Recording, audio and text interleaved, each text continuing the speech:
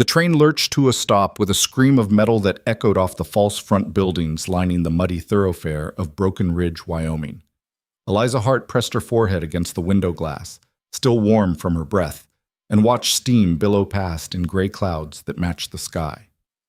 November 1885. The end of the line. The end of everything, really. She'd counted her money 3 times in the last hour.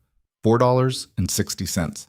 The hem of her dress was still damp from where she'd sewn the bills in with shaking hands back in Omaha, trying to hide them from the conductor who'd already looked at her twice with the kind of attention that made her skin crawl.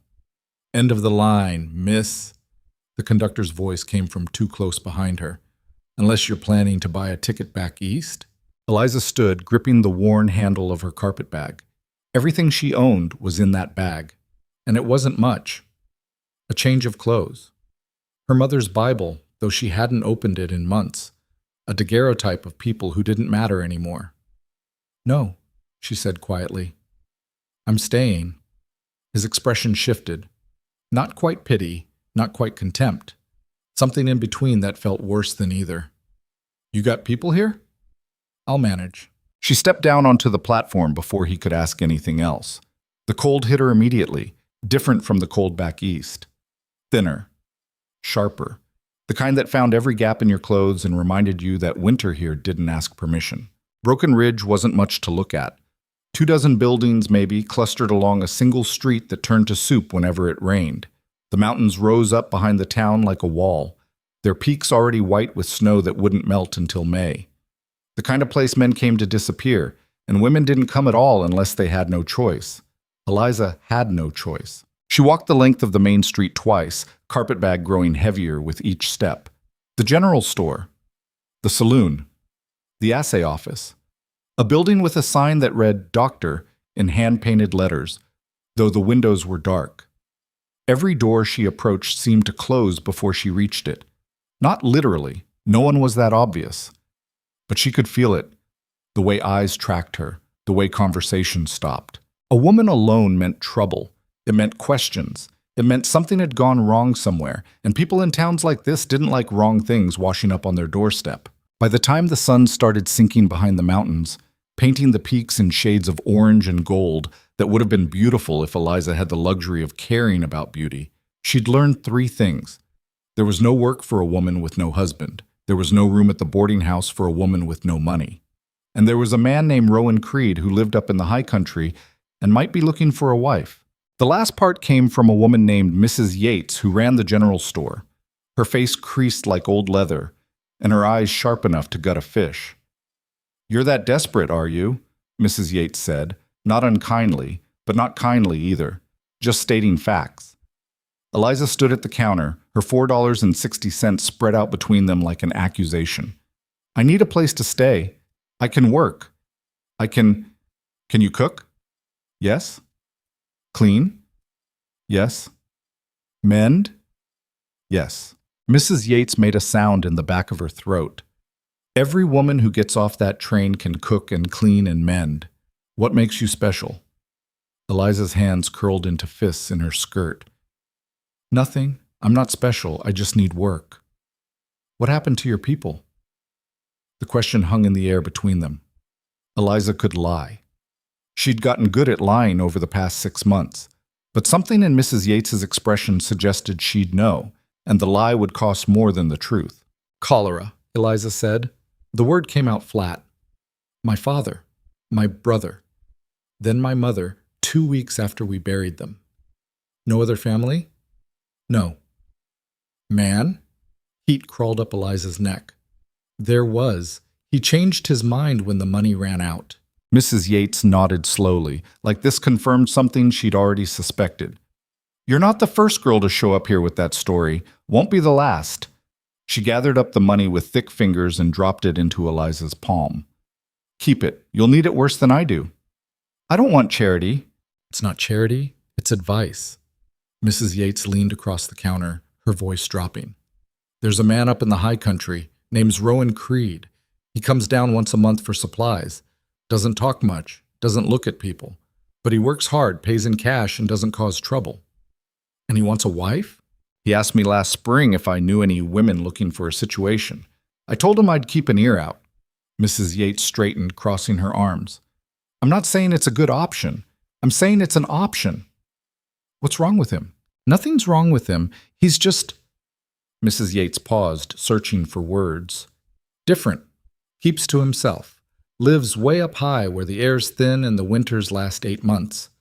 Some folks say he's not right in the head. Others say he's too smart for his own good. But he's never hurt nobody, and he pays his debts.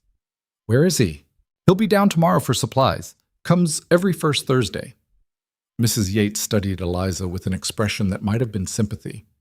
You can meet him if you want. Talk to him. See if you can stomach it. But, girl, and I mean this, if you go up that mountain with him, you better be sure, because once the snow starts falling, you won't be coming back down until spring. Eliza slept in the corner of the general store that night, wrapped in a blanket Mrs. Yates provided without comment. The floor was hard, and the cold seeped up through the boards, but it was better than the alternatives, better than the saloon, better than trying to find shelter in one of the abandoned shacks on the edge of town where the wind howled through gaps in the walls. She didn't sleep much. Every time she closed her eyes, she saw her mother's face in the final hours, gray and hollow, whispering apologies for leaving Eliza alone.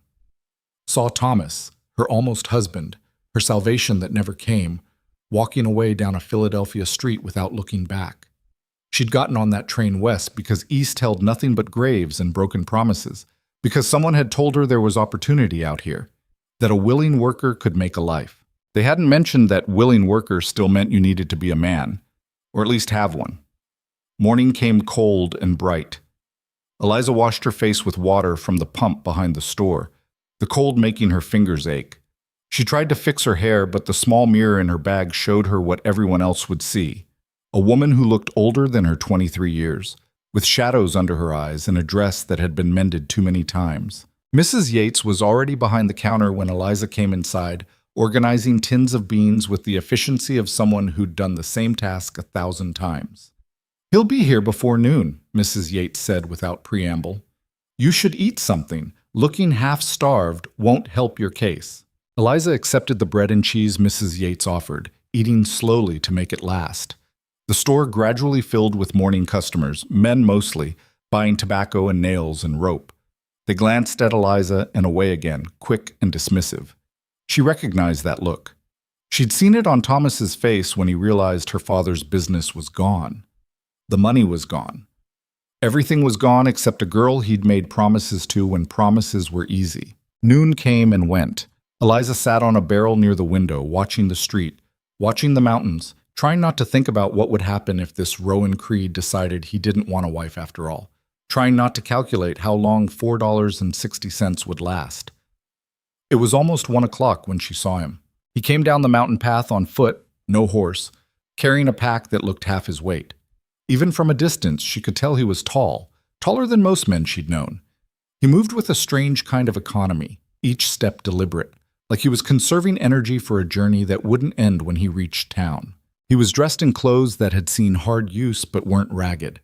Dark wool pants, a heavy coat that looked handmade, boots that had been resoled more than once. His hair was dark and longer than fashion dictated, pulled back from his face. When he pushed through the door of the general store, every conversation stopped. Rowan Creed didn't seem to notice, or didn't care.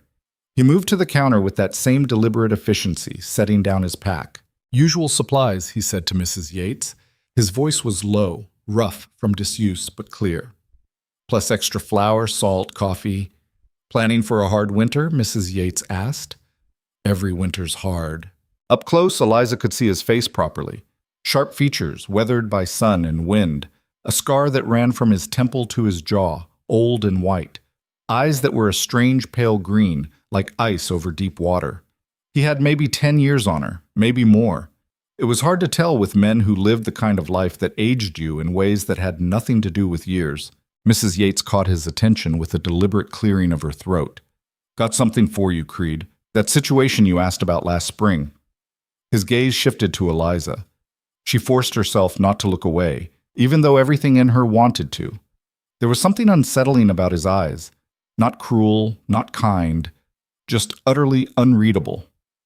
You looking for work? He asked. Yes? Can you cook? Yes. Handle altitude? Cold? I don't know, but I'm willing to learn. Something that might have been amusement flickered across his face, gone before she could be sure. Most people who say that are lying. I'm not most people.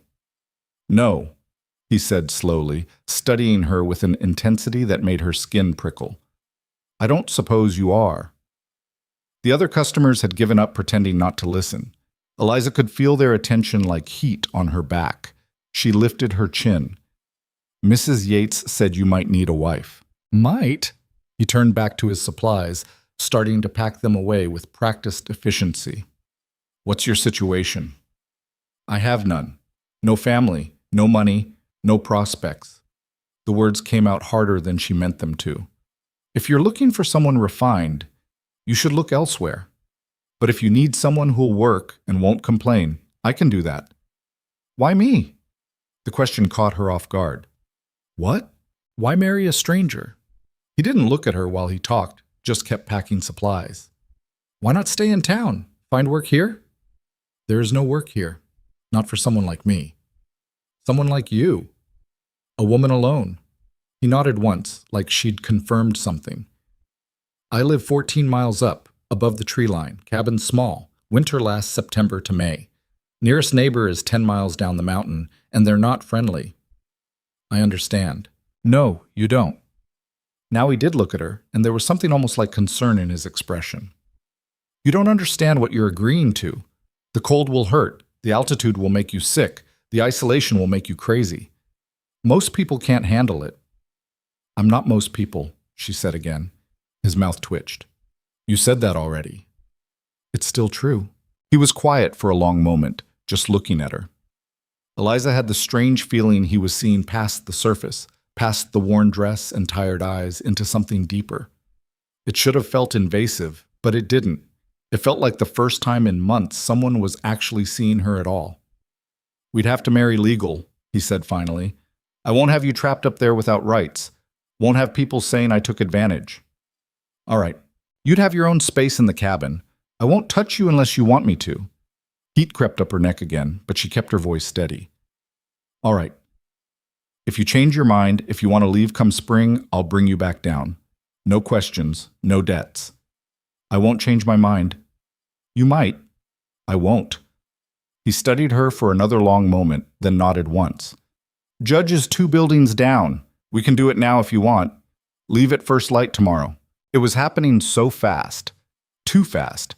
But Eliza had learned over the past 6 months that hesitation was a luxury she couldn't afford. Opportunities came rarely and closed quickly. Now is fine, she said.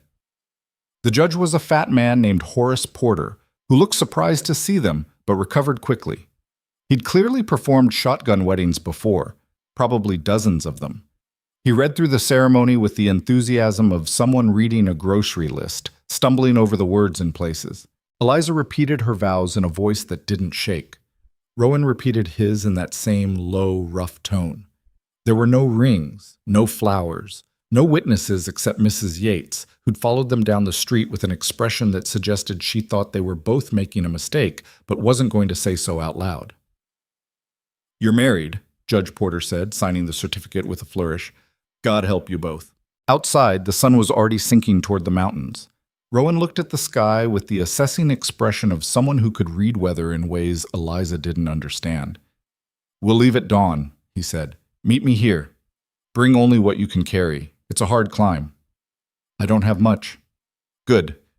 He started to walk away, then paused. You eat today? Some. He pulled a cloth-wrapped package from his pack and handed it to her. Jerky. Eat it tonight. You'll need your strength tomorrow. Then he was gone, disappearing back up the mountain path with that same efficient stride. Eliza watched until he was out of sight, then looked down at the package in her hands. She'd just married a man she'd known for less than an hour. A man the town whispered about. A man who lived in a place so remote he had to warn her about the isolation like it was a physical threat. Mrs. Yates came up beside her. You sure about this, girl? Eliza thought about the train platform, the boarding house that had no room, the men in the saloon who'd looked at her like she was inventory, the empty spaces where her family used to be. No, she said honestly, but I'm out of other options. That's the truth most marriages are built on, Mrs. Yates said. Out here, anyway. She pressed something into Eliza's hand, a small knife in a leather sheath. Keep this, just in case. In case of what? In case you need it. Mrs. Yates's expression was unreadable. Creed's never hurt anyone that I know of, but he's still a man, and you're still alone with him. Better to have it and not need it than the other way around. That night, Eliza lay awake in the corner of the general store again, the knife under her makeshift pillow and the marriage certificate folded in her bag. She tried to picture the man she'd married, really picture him, beyond those pale green eyes and that scar and that voice like gravel. She couldn't. He was a stranger, a necessity, a way to survive the winter that was coming, whether she was ready for it or not. But as she finally drifted off to sleep, she found herself thinking about the way he'd handed her that jerky, the way he'd insisted on legal marriage to protect her rights, the way he'd offered her an escape route even as she agreed to follow him into isolation. Maybe he was half wild like the town said. Maybe he was dangerous. Or maybe he was just a man who'd learned to live in a place that killed softer people. She'd find out soon enough. Dawn came gray and cold, the kind of cold that made Eliza's breath fog even inside the store. She dressed in her warmest clothes, which wasn't saying much, and packed her carpet bag with everything that mattered. The Bible, the daguerreotype, her one other dress, the knife Mrs. Yates had given her. Rowan was waiting outside when she emerged, looking exactly the same as yesterday, except now he carried 2 packs instead of 1. He handed her the smaller one without comment. 60 pounds, he said. Can you carry it? Eliza shouldered the pack. It was heavy, but not impossible. Yes. It'll get heavier as we climb. Tell me if you need to stop. I'll be fine. He gave her that look again, the one that seemed to see straight through her, but didn't argue. Stay behind me. Step where I step. If you start feeling dizzy or sick, tell me immediately. Don't try to be tough. I'm not trying to be anything. Good. Being yourself is hard enough up here. They left Broken Ridge as the sun broke over the eastern plains, painting the mountains in shades of pink and gold. The path started gentle, winding through scrub pine and sage. But within an hour, it began to climb in earnest. Eliza had never been good with heights. Growing up in Philadelphia, the tallest thing she'd ever climbed was the stairs to her family's townhouse. But she'd meant what she said. She wasn't going to complain. She focused on Rowan's back, on matching his pace, on breathing through the growing ache in her legs. The air changed as they climbed, thinner, sharper. Each breath felt like it gave her less oxygen than the one before. Rowan stopped every hour, pointing out places to rest, offering water from a canteen he carried. He didn't talk much. When he did, it was practical. See that deadfall? Cougar den. Give it space. Storm coming in from the west. We'll need to move faster after the next ridge. Don't eat snow. Makes you colder. Eliza filed it all away, trying to learn the language of this place that was so different from everything she'd known. They stopped for midday meal on a flat outcropping of rock with a view that would have stolen her breath if she'd had any breath left to steal. The whole valley spread out below them, Broken Ridge like a child's toy, the plains beyond stretching to a horizon she couldn't see. Rowan handed her more jerky and some hardtack that tasted like salted cardboard. She ate it anyway, too hungry to care. You're doing better than I expected, he said. Thanks, I think. Most people stop halfway up, start crying or panicking or both. I'm not most people. His mouth twitched again. You really aren't, are you? Why did you ask for a wife? The question came out before Eliza could stop it. You seem like someone who prefers being alone. He was quiet for long enough that she thought he wouldn't answer. Then, alone's fine in summer, gets harder in winter, dark all the time, no one to talk to, starts to feel like the mountains are swallowing you. And you think a wife will fix that? No, but I think another person might make it less likely I forget how to be human. It was the most honest thing anyone had said to her in months. Eliza studied his profile, the sharp line of his jaw, the way his eyes tracked movement on the slopes below with the vigilance of someone who couldn't afford to miss details. What's your real name? She asked. He glanced at her. Rowan Creed. No, I mean, who were you before you came here? His expression shuddered, going blank and unreadable again. No one. Same as now. I don't believe that. Believe what you want. Past doesn't matter up here. Only what you can do today. He stood, shouldering his pack again. We need to move. Storm's coming faster than I thought. Eliza could see it now, dark clouds building over the western peaks, moving toward them with a speed that seemed unnatural. She scrambled to her feet, ignoring the protest of muscles that weren't used to this kind of work. The path got steeper, rockier. In places, it wasn't really a path at all, just a suggestion of direction across bare stone. Eliza's hands were scraped raw from catching herself on rocks. Her legs shook with exhaustion, but she didn't stop. The wind picked up, carrying the smell of snow. Rowan moved faster now, less careful about checking if she was keeping up. She understood why. The storm was close enough that she could hear it, a low roar like distant thunder. "How much farther?" she called. 2 miles. Maybe less. He didn't slow down. "Can you run?" "If I have to." "You have to." The first snowflakes hit like thrown pebbles, hard and sharp.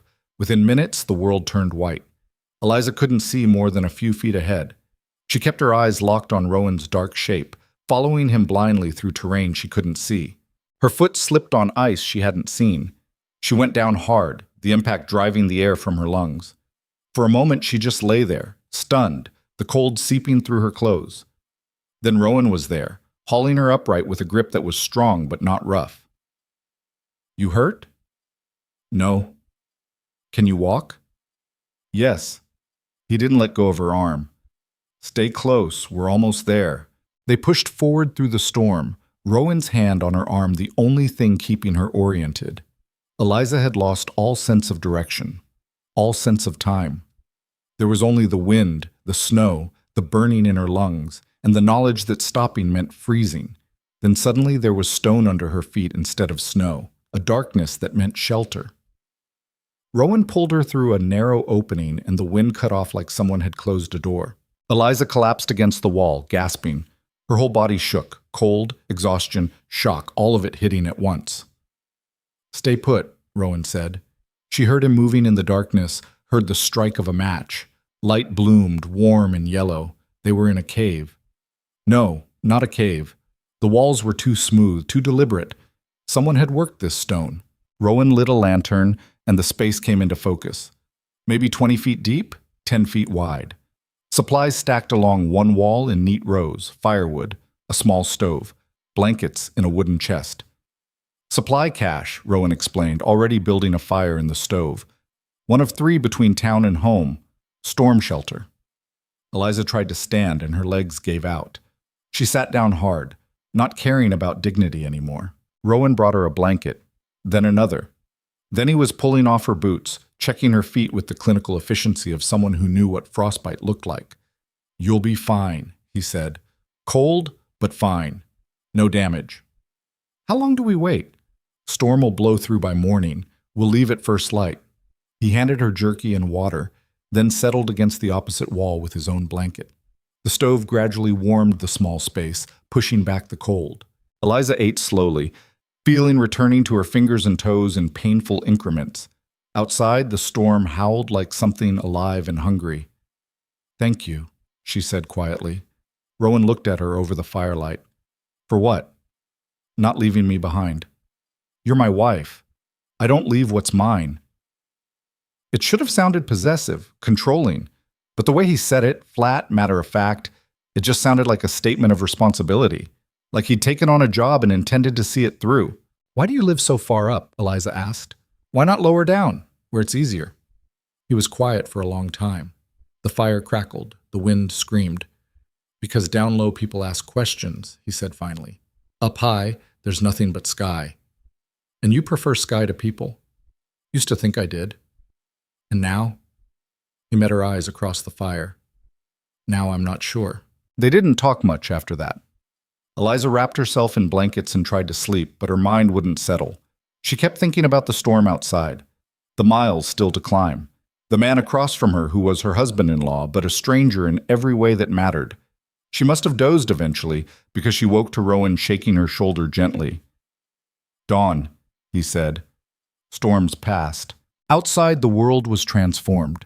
Snow covered everything in a blanket of white that sparkled in the early light. The sky was impossible blue, and the air was so clear Eliza felt like she could see forever. "Beautiful," she breathed. "It'll kill you if you're not careful," Rowan said. But he was looking at the view too, and there was something in his expression that suggested he understood what she meant. They climbed the last miles in silence. The path was buried now, but Rowan navigated by landmarks only he could see. A particular rock formation, the angle of a ridge, the way the wind had carved the snow. Near midday, they crested a final rise, and Rowan stopped. "There," he said. Eliza looked where he pointed and saw nothing. Just more mountain, more snow, more empty sky. Then Rowan started down a slope she wouldn't have thought anyone could descend, and she followed, and suddenly she understood. The valley was hidden, tucked between peaks in a way that made it invisible from below and above unless you knew exactly where to look. And in the center of that valley, so small it was almost invisible against the vastness, a cabin. No, not just a cabin. Even from a distance, even half buried in snow, Eliza could see that what Rowan had built was something more. The proportions were too deliberate, the placement too perfect, the way it seemed to grow from the rock rather than sit on it. They descended the final slope, and with each step, Eliza's certainty grew. The man she'd married had lied. Not about his name, not about the isolation or the cold or the difficulty, but about who he was. Because whoever built what she was looking at wasn't just a mountain man surviving alone. He was someone who knew how to create. The cabin sat in the valley like it had been born there, stone walls rising from bedrock in a way that seemed less like construction and more like excavation, as if Rowan had simply revealed what the mountain had been hiding all along. The roof was steep, designed to shed snow, but the pitch was exact, calculated. The windows were small but positioned to catch light at angles that suggested someone had tracked the sun's path through seasons. Eliza stopped walking without meaning to, her breath catching in a way that had nothing to do with the thin air. "You built this yourself?" she asked. Rowan was already moving toward the door, his pack making fresh tracks through snow that came up to his knees. "Mostly." "How long did it take?" 3 years, give or take. 3 years. Alone. At an altitude where most people couldn't think straight, couldn't breathe right, couldn't do more than survive from one day to the next. And he'd built something that looked like it belonged in a city, not buried in wilderness where no one would ever see it. The door wasn't locked. Out here, Eliza supposed, there was no point. Rowan pushed it open and gestured for her to enter first. The inside was dark until he lit a lamp, and then Eliza had expected rough. She'd expected functional. A place to sleep and eat and wait out the winter, nothing more. Instead, she stepped into a space that made her chest tighten with something she couldn't name. The main room was larger than it had looked from outside, the ceiling higher. Stone fireplace dominating one wall, the chimney disappearing up into darkness. But it was the details that caught her attention. The way the floorboards fit together without gaps, smooth as glass. The shelves built into the walls, precisely level. The table by the window, simple but perfect, the joint so tight she couldn't see where one piece of wood ended and another began. Nothing was rough, nothing was makeshift, everything was deliberate. "There's a room through there," Rowan said, pointing to a door on the far wall. "Yours. Bed's already made up, stove in there too. You can heat it separately if you want privacy." Eliza walked to the door and pushed it open. The room beyond was small but not cramped, a bed with a real mattress. Not just ropes and canvas. A chest for clothes. A window that framed the valley like a painting. "The walls are double-layered," Rowan continued, moving around the main room with the ease of long familiarity. "Stone on the outside, wood on the inside. Air gap between for insulation. Keeps the heat in, keeps the cold out. Mostly." He was lighting the fire now, building it with the same efficiency he did everything else. "Water's from a spring 50 yards north. Doesn't freeze because it comes up from deep. I'll show you tomorrow. Outhouse is built into the south wall, connected to the cabin by a covered passage so you don't have to go outside in storms." Eliza turned slowly, taking it all in. The shelves stocked with supplies, flour, beans, rice, coffee, sugar. Preserved meat hanging from the rafters. Tools arranged on the wall with the precision of someone who knew exactly where everything belonged. Books, actual books, stacked on a shelf near the fireplace. Books. She crossed to them without thinking, her fingers brushing the spines. Philosophy, engineering, mathematics, poetry. A journal with a worn leather cover. You read? She asked. Rowan glanced over from the fire. When there's light to read by. These aren't prospector books. No. They're expensive. They were. He turned back to the fire, done explaining. Eliza pulled out the journal, opening it to a random page. The handwriting was neat, controlled. Sketches filled the margins. Architectural drawings, measurements, calculations. Plans for the cabin, she realized. Plans for other structures she didn't see anywhere. You're an architect, she said. Rowan went very still. For a long moment, the only sound was the fire crackling to life. He said finally. People don't stop being what they are. Yes, they do. He stood, brushing ash from his hands. You should rest. Altitude sickness hits some people hard the first few days. If you feel dizzy or sick, tell me. Don't try to work through it. He was deflecting, closing down. Eliza recognized the tactic. She'd used it herself often enough when people in Omaha had asked questions she didn't want to answer. But she was too tired to push. The climb had taken everything she had, and now that they were stopped, now that she was warm and safe, exhaustion hit her like a physical weight. All right, she said. She retreated to her room and closed the door. Sat on the bed, a real bed, the first she'd slept in since leaving Philadelphia, and tried to understand what she'd walked into. A man who lived alone at the edge of the world, who built like an artist and spoke like someone who'd forgotten how to use words for anything but function, who asked for a wife to keep him from forgetting how to be human, but who seemed determined to keep her at arm's length. She pulled off her boots with hands that shook from fatigue. Her feet were blistered, her shoulders ached from the pack, and her lungs still felt like they weren't getting enough air. But she was here. She'd made it. For better or worse, this was home now. She didn't remember lying down, didn't remember closing her eyes. But when she woke, the light coming through the window was different. Golden instead of white. Evening instead of afternoon. And something smelled good. Eliza pushed herself upright, head swimming briefly before settling. Through the door, she could hear movement, the clatter of a pot, the hiss of something cooking. She found Rowan at the stove stirring something in a cast-iron pot. He glanced at her when she emerged, but didn't comment on how long she'd slept. Stew, he said. Nothing fancy, but it's hot. Eliza sat at the table watching him work. His movements were economical, practiced. Someone who'd cooked for himself for a long time. When he ladled the stew into bowls and set one in front of her, she saw it was venison and vegetables. Carrots, potatoes, onions. Simple, but good. She ate slowly, her stomach unsure after 2 days of jerky and hardtack. Rowan ate across from her, his attention on his food rather than her. How long have you lived up here? She asked.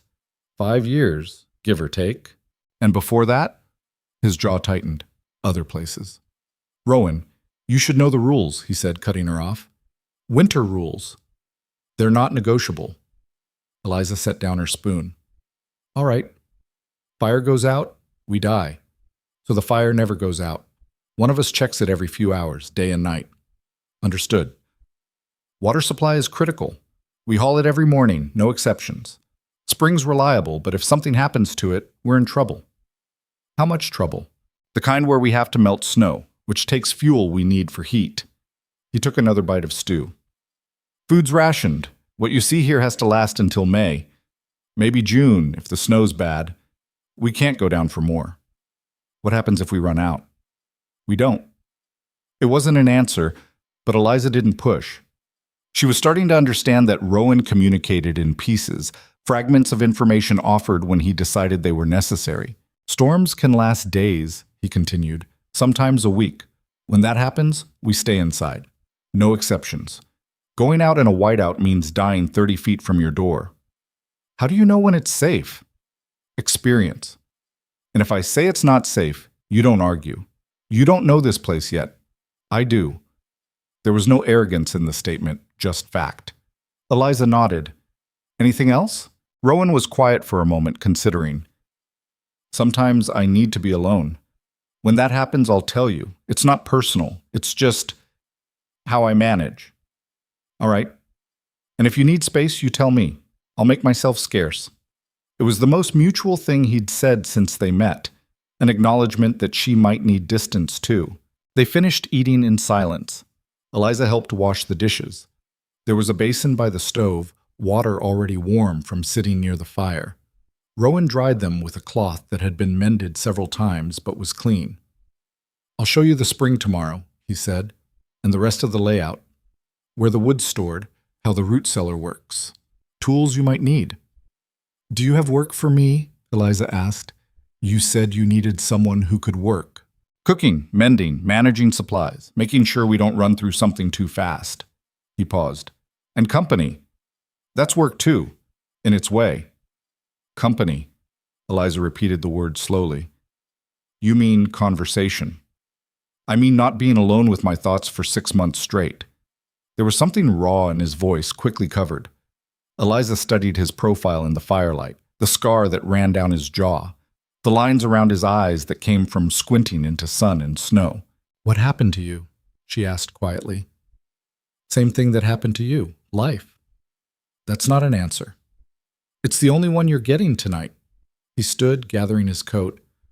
"I'm going to check the perimeter. Make sure the storm didn't damage anything.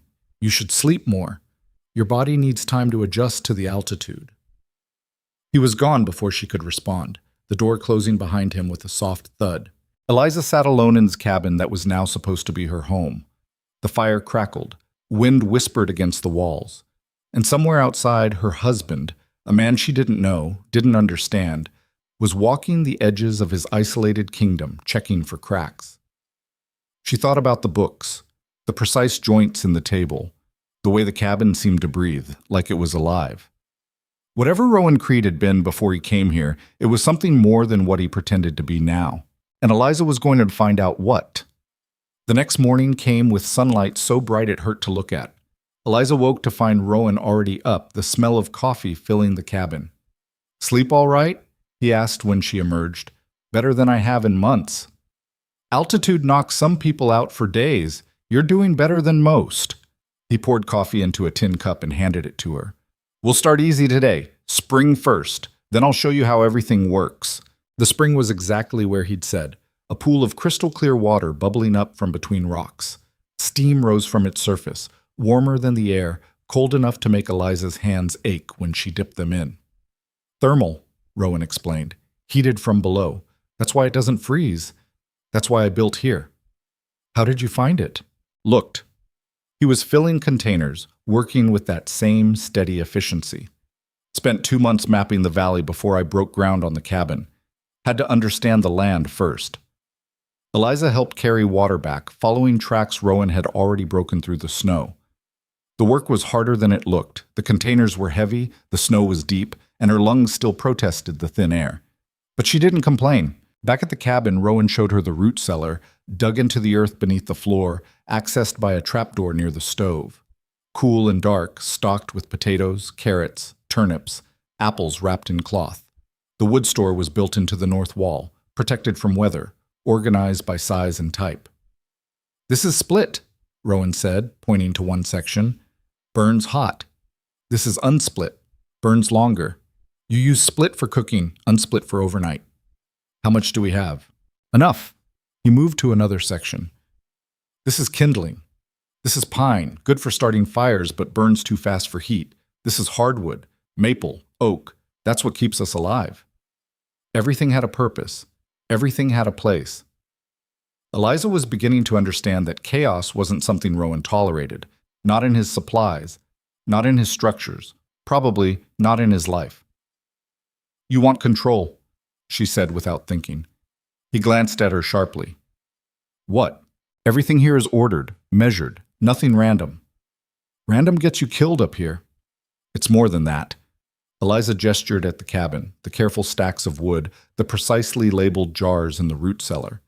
"This isn't just survival. This is architecture." "Architecture is about control," Rowan said, "about imposing order on chaos. That's the whole point. And that's what you're doing here, imposing order." He held her gaze for a long moment, something unreadable moving behind his pale eyes. "Yes." "Why?" "Because I couldn't control anything else." The admission hung in the air between them, raw and unexpected. Then Rowan turned away, closing the trapdoor with more force than necessary. "There's other things you need to know," he said, back to business. "Emergency supplies are in the chest by the door. Flares, rope, extra blankets. If something happens to me, if I get hurt, if I don't come back, you have enough to survive until spring. Then you take the route we came up, follow it down. Don't try to take shortcuts. Stay on the path. Nothing's going to happen to you." "Probably not, but you should know anyway." They spent the rest of the morning going through procedures. How to bank the fire at night. How to tell when the food was running low. What signs meant a storm was coming. Rowan taught like he did everything else: spare words, clear demonstrations, no patience for questions that had already been answered. By midday, Eliza's head was spinning with information. She sat at the table while Rowan made lunch, more stew, this time with dried beans, and tried to process everything. "You said you had plans," she said, remembering the journal. "For other structures. What were you planning to build?" Rowan didn't answer immediately. He was cutting bread, his knife moving with the precision of someone who'd done it 10,000 times. "Workshop," he said finally. "Storage. Maybe a greenhouse if I could figure out how to keep it warm enough." "Why?"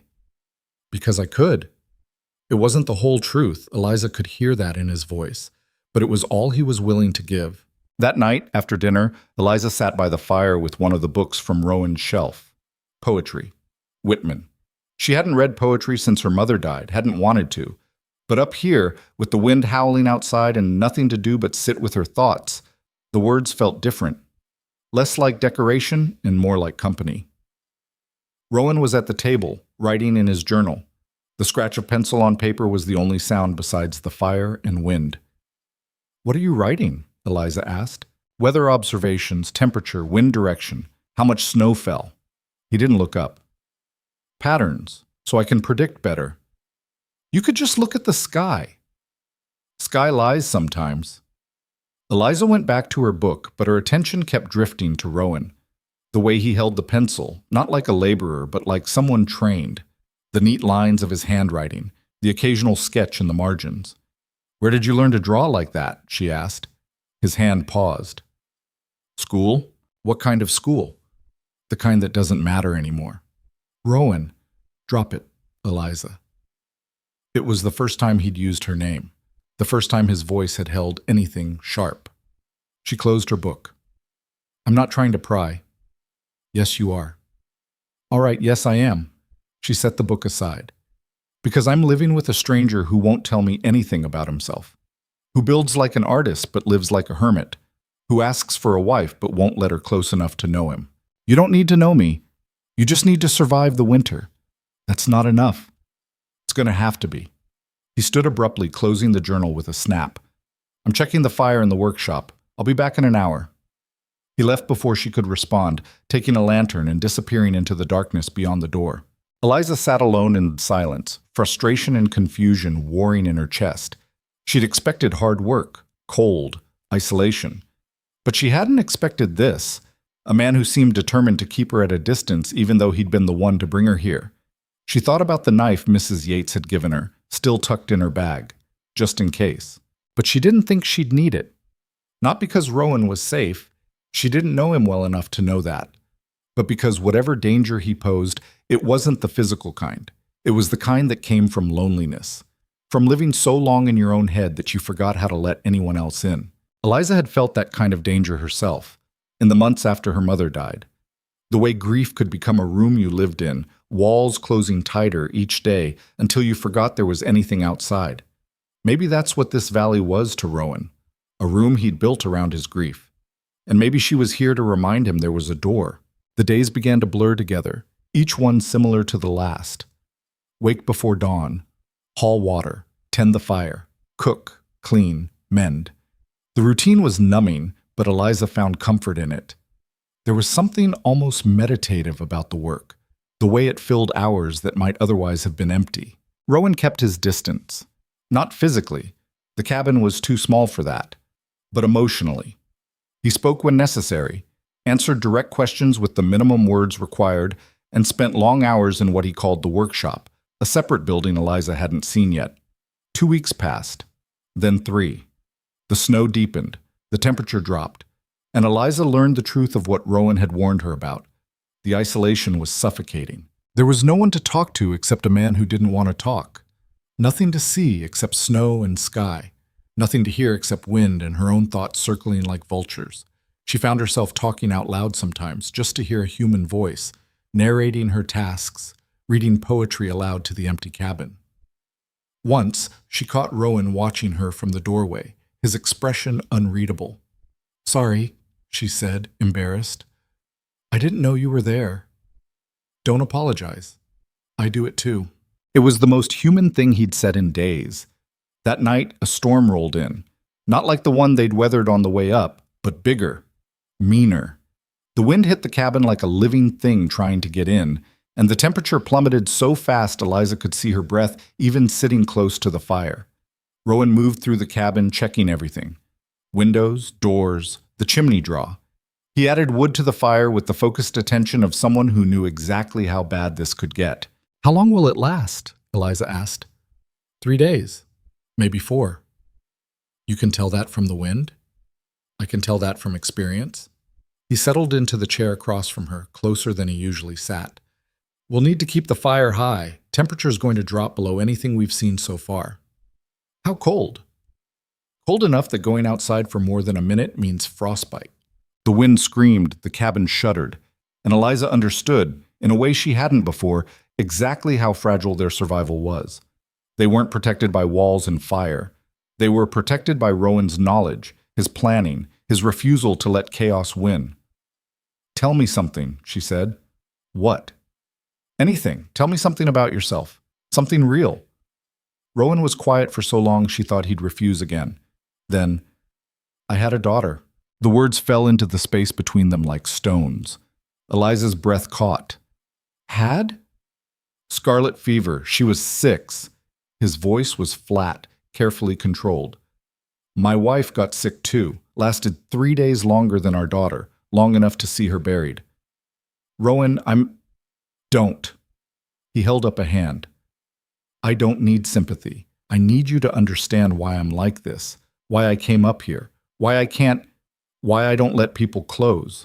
Eliza sat very still, afraid that moving would make him stop talking. "I was an architect in Chicago," he continued. "Good one. Made decent money. Had a house in a nice neighborhood. A family. A future." He stared into the fire, his jaw tight. "Then the fever came through. Took half the city. Took everything that mattered." "What happened after?" "I tried to keep working. Couldn't focus. Couldn't draw. Everything I designed looked like monuments to the dead." He rubbed his face with both hands. "I walked away. Spent 2 years drifting west. Ended up here because I couldn't go any further. Built the cabin because I needed something to do with my hands that wasn't destroying what was left of myself." The storm raged outside. Inside, the silence was deafening. "The valley," Eliza said slowly. "Is it a tomb?" "Yeah." Rowan's laugh was bitter. "That's what it was supposed to be, a place to die slowly where no one would have to watch." "But you didn't die." "No. Turns out surviving is harder than dying. Takes more work." Eliza thought about her own grief, her own reasons for being here. "I understand that." "Do you?" "My family's gone too. Different reasons, same result. I know what it's like to wake up and have to remember all over again that they're not coming back." Rowan looked at her then, really looked at her. His pale eyes caught the firelight, and for the first time since they'd met, Eliza saw past the walls he'd built. He was scared, not of the mountain or the cold or the isolation, of caring again. "I asked for a wife because I thought—" "I don't know what I thought," he said. "That having someone here would make it easier. That company would be enough. But it's harder than being alone. Because now I have to worry about keeping you alive too." "I can keep myself alive." "Can you?" "You can barely breathe up here. You don't know the mountain. You don't know when a storm's coming, or which snow is safe to walk on, or how to start a fire when your hands are too cold to work." His voice rose slightly, frustration breaking through. "You're dependent on me, and that means I'm responsible for you. And I don't want that responsibility, because the last time I was responsible for someone I loved, I buried them both." The confession hung in the air between them, raw and painful. "Then why did you ask me to come?" Eliza said quietly. Because I'm a fool who thought I could do this halfway. Have company without connection. Have help without obligation. He stood abruptly, pacing. I can't do halfway. It's not who I am. I'm all in or all out, and all in means I'll care, and I won't do that again. You don't get to choose, Eliza said. What? You don't get to choose whether you care. You already do. She stood too, facing him. You made sure I had warm clothes before we left town. You caught me when I fell in the storm. You built me a room with a window that faces the sunrise. You care, Rowan. You're just terrified of admitting it. His hands clenched into fists. You don't know what you're talking about. Yes, I do. Because I'm doing the same thing. She took a step closer. I didn't want to care about you either. You're strange and closed off, and half the time I don't understand you. But I'm here, and you're here, and whether we like it or not, we're in this together. Eliza, I'm not asking you to love me. I'm not asking you to replace what you lost. I'm just asking you to stop pretending we're strangers passing time until spring. The storm hammered at the walls, the fire crackled, and Rowan stood there, something breaking behind his eyes. I don't know how to do this, he said finally, his voice rough. Neither do I. So we'll figure it out together. He looked at her for a long moment, and Eliza saw the exact instant he stopped fighting, saw his shoulders drop, the tension drain from his jaw. All right, he said quietly, together. It wasn't a declaration of love, it wasn't even a promise, but it was a beginning. And in the middle of the storm, at the top of the world, surrounded by nothing but snow and sky and each other, a beginning was enough. The storm lasted 5 days, not 4. 5 days of wind that sounded like voices screaming, snow that erased the world beyond the windows, cold that made the stone walls weep with frost on the inside. 5 days trapped in a space that felt smaller with each passing hour, the cabin walls pressing closer while the darkness outside pressed back. But something had shifted between them that first night. Some wall had cracked, and neither of them seemed willing to rebuild it. Rowan talked more, not easily. The words still came slow, pulled from some deep place he'd kept locked. But they came. He told her about Chicago, about the buildings he'd designed before everything fell apart. A library with windows that caught light at angles most architects wouldn't think to calculate. A concert hall where the acoustics were so precise you could hear a pin drop from the back row. I was good at it, he said on the third day of the storm, both of them sitting close to the fire because the temperature had dropped so low that even 10 feet away the air bit exposed skin. Not just competent, good. I could see a space in my head before I drew a single line, could feel how people would move through it, where they'd pause. What would catch their eye? You still have that, Eliza said. I can see it in the cabin, in how everything's placed. It's not the same. This is just function. No, it's not. Function doesn't care about the window in my room facing east. Function doesn't arrange books by height and color. Function doesn't build a door handle at exactly the right height, so you don't have to reach or bend. Rowan looked at her, something uncertain in his expression. You notice that? I notice everything up here. There's not much else to do. He almost smiled. Almost. Fair point. They played cards with the deck, so worn the suits were barely visible. Rowan teaching her a game he said he'd learned from a prospector in Montana. They read aloud to each other, trading off chapters from a novel about the sea that neither of them particularly liked, but finished anyway because giving up felt like admitting the storm had beaten them. And they cooked together, Eliza learning that Rowan had strong opinions about the proper way to make cornbread and that he sang under his breath sometimes when he thought she wasn't listening. Off-key. Old songs she didn't recognize. Where'd you learn that one? She asked on the 4th day, catching him mid-verse about a girl and a river. He stopped immediately, color rising in his face. My mother, before she died. It's nice. You should sing more. I'm terrible. Yes, but it's still nice. This time he did smile, quick and gone, but real. On the 5th day, the wind finally died. The silence woke Eliza before dawn, so sudden and complete it felt wrong. She lay in bed listening to nothing, her heart racing for reasons she couldn't name. Then she heard Rowan moving in the main room, the scrape of the door, the crunch of boots on snow. She found him standing outside when she emerged, wrapped in his heavy coat, staring at the valley. The sky was clear, stars still visible in the west, and the snow had transformed everything into something that didn't look real. Too perfect. Too clean. Beautiful, Eliza breathed, coming to stand beside him. Beautiful and deadly. Rowan pointed to a section of the southern slope. See that? Avalanche waiting to happen. Snow's too heavy, built up too fast. Give it a day of sun, and the whole thing will come down. Will it reach us? No, wrong angle. But it shows how fragile this all is. One wrong step and the mountain takes you. They stood together in the pre-dawn darkness, and Eliza understood what he meant. Not just about avalanches. About all of it. The valley was beautiful because it was brutal. Safe because it was isolated. Home because everywhere else had broken them. Show me the workshop, she said. Rowan glanced at her. Why? Because you spend half your time there and won't tell me what you're doing, and we just agreed to stop pretending we're strangers. He was quiet for a moment, then nodded. All right, but don't expect much. The workshop was 50 yards from the cabin, connected by a path Rowan had cut through snow that came up to Eliza's waist. The building itself was smaller than the cabin, but built with the same precision, stone and timber fitted together like puzzle pieces. Inside, Rowan lit lanterns and Eliza stopped breathing. The space was full of half-finished things. A table that was 3/4 complete, the legs carved with a pattern that looked like water flowing.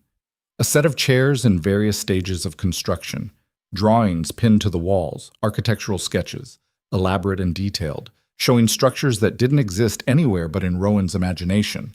But it was the model that caught her attention. It sat on a workbench in the center of the room, large enough that it must have taken months to build. A miniature valley, their valley, rendered in wood and stone and wire. And filling that valley were buildings, dozens of them, houses, a hall with soaring windows, a bridge that arched over a ravine Eliza recognized from their climb up, gardens laid out in geometric patterns, walls and pathways and structures that turned the empty valley into something impossible, a city. Hidden in the mountains where no one would ever find it. This is what you've been building, Eliza said, her voice barely a whisper. Planning, not building. Rowan moved to stand beside the model, his hands hovering over it but not touching. Just planning. For what? I don't know. He sounded frustrated, angry at himself. At first it was just something to do, keep my hands busy, keep my mind occupied. But it kept growing. Every winter I'd add more detail, more structures, like if I could just plan it perfectly enough, I could bring them back. He flinched. No, I'm not that delusional. I know they're gone, but maybe I could build something they would have been proud of, something that mattered. Eliza walked slowly around the model, taking in the incredible detail. Windows that would catch morning light, courtyards designed to shelter from wind, a tower at the highest point with sightlines to the entire valley. This isn't grief, Rowan. This is genius. It's pointless. No one's ever going to see it. I'm one man with limited supplies and half a life left if I'm lucky. Building even a quarter of this would take decades. So it's a fantasy, a waste of time. Is it? Eliza turned to face him. You said you came up here to die slowly, but this isn't dying. This is the opposite. This is creating something that could outlast you by centuries. There's no one to build it for. Build it for yourself. Build it because you can, because you're the only person alive who could look at this valley and see what it could become. Rowan stared at the model, his jaw working. I tried that. Tried to care about the work itself. It wasn't enough. Making beautiful things for no one felt worse than making nothing at all. Then make it for both of us. He looked at her sharply. What? You're not alone anymore. Whether you wanted to be or not, I'm here. And She paused, searching for words that wouldn't sound foolish. I want to see this. I want to help build it. Not the whole thing, maybe, but something, one structure, one proof that your plan works. Eliza, you don't understand what you're offering. This would take years. I have years. I have nothing but years and nowhere else to be.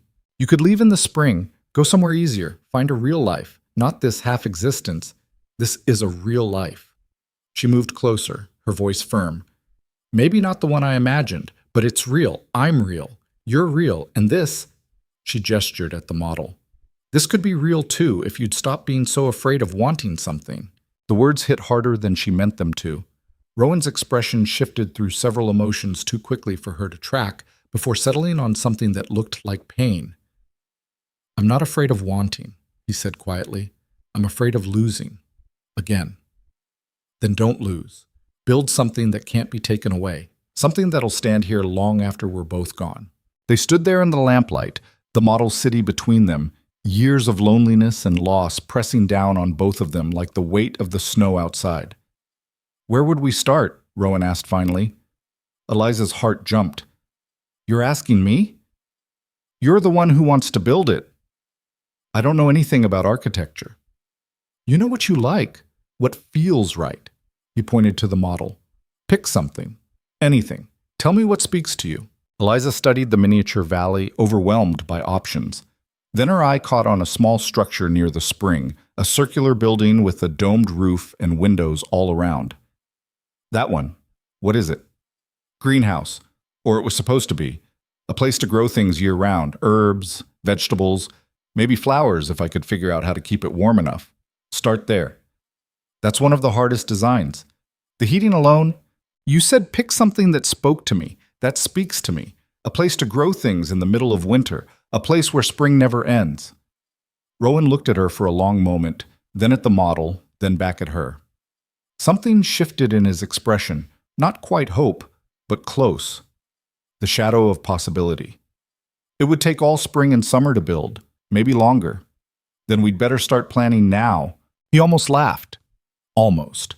But his hands were already moving to the drawings on the wall, pulling down the one labeled greenhouse in his neat handwriting, spreading it across the workbench beside the model. And Eliza understood that this was what turning points looked like. Not grand declarations or dramatic moments, just a man deciding to try again, a woman deciding to stay, both of them choosing something harder than giving up. The winter settled into a new rhythm after that. The storm still came, brutal and relentless, but between them were days of crystalline clarity when the sun turned the snow into fields of diamonds, and the sky was so blue it hurt to look at.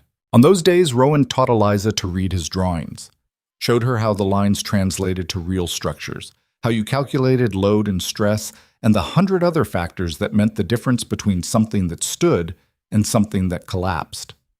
She had a good eye, he said grudgingly.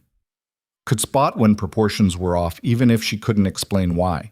They worked through the greenhouse design together, Rowan refining calculations while Eliza asked questions that sometimes annoyed him and sometimes made him stop and reconsider assumptions he'd taken for granted. Why glass?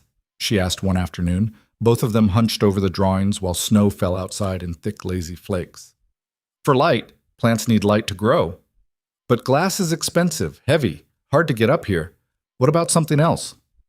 Like what? I don't know. You're the architect. Rowan frowned at the drawing. Mica, maybe. It's lighter, more flexible, doesn't shatter as easily. Can you get it? There's deposits in the mountains. I'd have to mine it, process it, more work, but he grabbed a pencil, sketching quick modifications. Actually, that could work. Might work better than glass. Mica diffuses light instead of focusing it, less risk of burning seedlings. Eliza watched him work, the way his whole body changed when he was designing. The tension that usually lived in his shoulders disappeared. His hands moved with confidence. He looked younger, alive in a way he didn't the rest of the time. You miss it, she said. Chicago, the work. His pencil paused. I miss who I was when I had someone to build for. You have someone now. He glanced at her, and something in his expression made her breath catch. Not quite attraction. It was too soon for that, too complicated. But recognition, like he was seeing her clearly for the first time and finding something unexpected. Yeah, he said quietly. I guess I do. The moment stretched between them, delicate and new. Then Rowan cleared his throat and went back to his sketches, and Eliza pretended her heart wasn't beating faster than the altitude warranted. January turned to February. The days grew incrementally longer, though the cold showed no signs of breaking. Eliza's body finally adjusted to the altitude, her lungs learning to pull oxygen from air that felt more like memory than substance. She was stronger now, could haul water without stopping to rest, could split kindling without her arms shaking, could walk through snow that would have buried her 2 months ago. And she was less afraid of the silence, of the isolation, of the man she'd married in desperation and was starting to know in truth. Rowan was difficult, moody. He had days when he barely spoke, when some darkness pulled him inward, and all Eliza could do was give him space and hope he'd find his way back. But he always did, and slowly, in pieces, he let her see past the walls he'd built. He told her about his daughter, Mary, how she'd loved birds, could identify them by their songs, how his wife Ellen had been the practical one, the one who kept him grounded when his designs got too ambitious, how they'd been happy in the simple way that happiness exists when you don't know it can end. In return, Eliza told him about Philadelphia, about her father's shipping business that collapsed when his partner ran off with the money, about Thomas, who'd promised marriage right up until the moment her family had nothing left to offer, about the slow erosion of watching her mother lose the will to live, grief and poverty eating away at her until there was nothing left. I was angry at her, Eliza admitted one night, both of them sitting by the fire while wind rattled the windows. For giving up, for leaving me alone. That's normal. Is it? Because I still feel guilty about it. Normal doesn't mean easy. Rowan was quiet for a moment. I was angry at Ellen too, at the end. She wouldn't fight, just let the fever take her.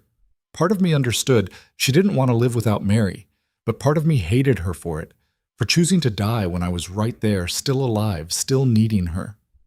Did you ever stop being angry? No, but I stopped letting it run everything I did, mostly.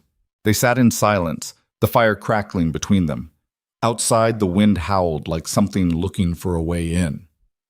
Rowan, Eliza said carefully, this valley, this plan to build, is it enough? What do you mean? Is hiding up here, creating something beautiful that no one will ever see, is that really what you want? Or is it just less painful than the alternative? He didn't answer right away. When he did, his voice was rough. I don't know. I came up here because everything else hurt too much to stand. Built the cabin because I needed something to do. Started planning the rest because the alternative was putting a bullet in my head. He looked at her. Is it enough? Maybe not. But it's what I have. You have more now. Do I? You have me, for whatever that's worth. Rowan held her gaze, and Eliza saw the war happening behind his eyes. Want and fear, fighting for dominance. It's worth more than you know, he said finally. That's what scares me. The confession hung in the air between them, honest and raw. Eliza wanted to move closer, wanted to offer comfort, but some instinct told her to wait, to let him come to her when he was ready. So she just nodded and said, then we build the greenhouse, and after that we build something else, and we keep building until it stops scaring you. That might take a while. Good thing we have time. March came with a week of storms that buried the valley under 15 feet of fresh snow. Then came a week of sun so bright it was blinding, the snow starting to melt in earnest for the first time since they'd arrived. Rowan began preparing for construction. He took inventory of materials, made lists of what they'd need, started mapping out the timeline. His energy was different now, focused, purposeful, like he'd been holding his breath for years and finally remembered how to exhale. One morning, Eliza woke to find him gone, a note on the table in his precise handwriting, scouting the construction site, back by evening. She spent the day doing routine tasks, but her mind kept wandering to the greenhouse design, to the idea of spring in the middle of winter, of green things growing in a place that should be barren. When Rowan returned, his face was windburned, but his eyes were bright. It'll work, he said, pulling off his coat. The location's perfect. Good drainage. Protected from the worst winds. Close enough to the spring to run pipes if we're clever about it. When do we start? Soon as the ground thaws enough to dig. May, probably. June, if we're unlucky. He sat at the table, pulling out his journal and sketching quick notes. We'll need to harvest mica first, process it, cut timber. There's limestone deposits we can use for mortar. It'll take weeks just to gather materials before we break ground. I can help with that. Most of it's dangerous, steep slopes, loose rock. Then teach me how to do it safely. He looked up at her, pencil poised over paper. You're serious about this? Yes. Why? You could coast through spring doing nothing, then leave with a clear conscience. I wouldn't blame you. This isn't your dream. Maybe it is now, Eliza said. Maybe I want to build something too, something that proves I was here, that I mattered. Rowan studied her for a long moment, and Eliza had the strange feeling he was seeing straight through her skin to whatever lived underneath, seeing the same hunger she saw in him, the desperate need to create something that would outlast the pain. All right, he said quietly. We build it together. April brought the first real thaw.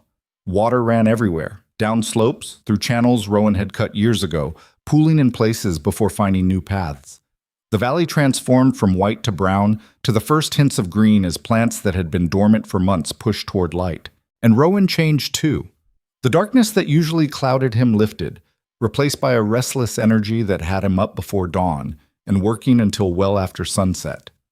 He was planning, calculating, preparing for construction like a general preparing for war. Eliza helped where she could, learned to identify good timber from bad, learned which rocks would split clean and which would shatter, learned the valley in a way she hadn't during the winter, when survival had been the only goal. She learned it was beautiful. Harsh, yes. Dangerous, absolutely. But beautiful in a way that had nothing to do with comfort and everything to do with truth. The mountains didn't lie, didn't pretend to be anything other than what they were. Ancient, indifferent, powerful beyond human measure. And somewhere in those weeks of preparation, something shifted between her and Rowan. Nothing dramatic, no moment where everything changed, just a gradual ease, a slow lowering of defenses. He touched her more, casually, without thinking. A hand on her shoulder when he passed, his fingers brushing hers when they worked side by side. Nothing romantic, but not entirely practical either. And she found herself watching him when he didn't know she was looking, noticing the way sunlight caught the gray starting to thread through his dark hair. The strength in his hands that came from years of hard work. The rare, genuine smile that transformed his whole face when something pleased him. It wasn't love. Not yet. But it was the soil love could grow in if they let it. One evening in late April, after a long day of sorting lumber, they sat outside watching the sun set behind the western peaks. The air was finally warm enough to be comfortable, the first real warmth they'd felt in months. I need to tell you something, Rowan said. Eliza's stomach tightened. What? If we do this, if we really build the greenhouse, it means committing to another winter up here, maybe more than one. You can't build something like this and then abandon it halfway through. I know that. Do you? Because spring's coming. In a few weeks you could leave, go down to Broken Ridge, catch a train east, find a real life somewhere that isn't trying to kill you 9 months out of 12. I could, Eliza agreed. Is that what you want? No. The word came out quick, almost involuntary. Rowan looked at her, and there was something vulnerable in his expression that made her chest ache. But I need you to choose this knowing what you're choosing, not out of obligation or lack of options. Choose it because you want to stay. I want to stay. Why? It was a fair question. Eliza thought about the answer, picking through her reasons like sorting stones. Because I'm tired of running, she said finally. Because for the first time since my mother died, I'm building something instead of just surviving. Because this place is hard and lonely and beautiful, and so are you. And I think... She paused, gathering courage. I think we could build something here that matters, not just the greenhouse, something bigger. Like what? I don't know yet, but I want to find out. Rowan was quiet, his pale eyes reflecting the last light of day. Then he reached out and took her hand, his grip warm and solid and real. All right, he said. Then we stay, both of us, and we build. The sun disappeared behind the mountains and the valley filled with shadows, but neither of them moved. They sat there in the gathering dark, hands linked, watching their breath fog in the cooling air. And Eliza thought about beginnings, about how they rarely looked like you expected, how they could start with desperation and isolation and two broken people who didn't know how to be whole anymore. But maybe that was all right. Maybe broken things could build broken things, and maybe in the building, both could start to heal. The stars came out one by one, impossibly bright in the thin mountain air. And somewhere in the valley below, something rustled in the brush. A deer, maybe, or an elk returning from winter range. Life, coming back, just like them. May arrived with mud.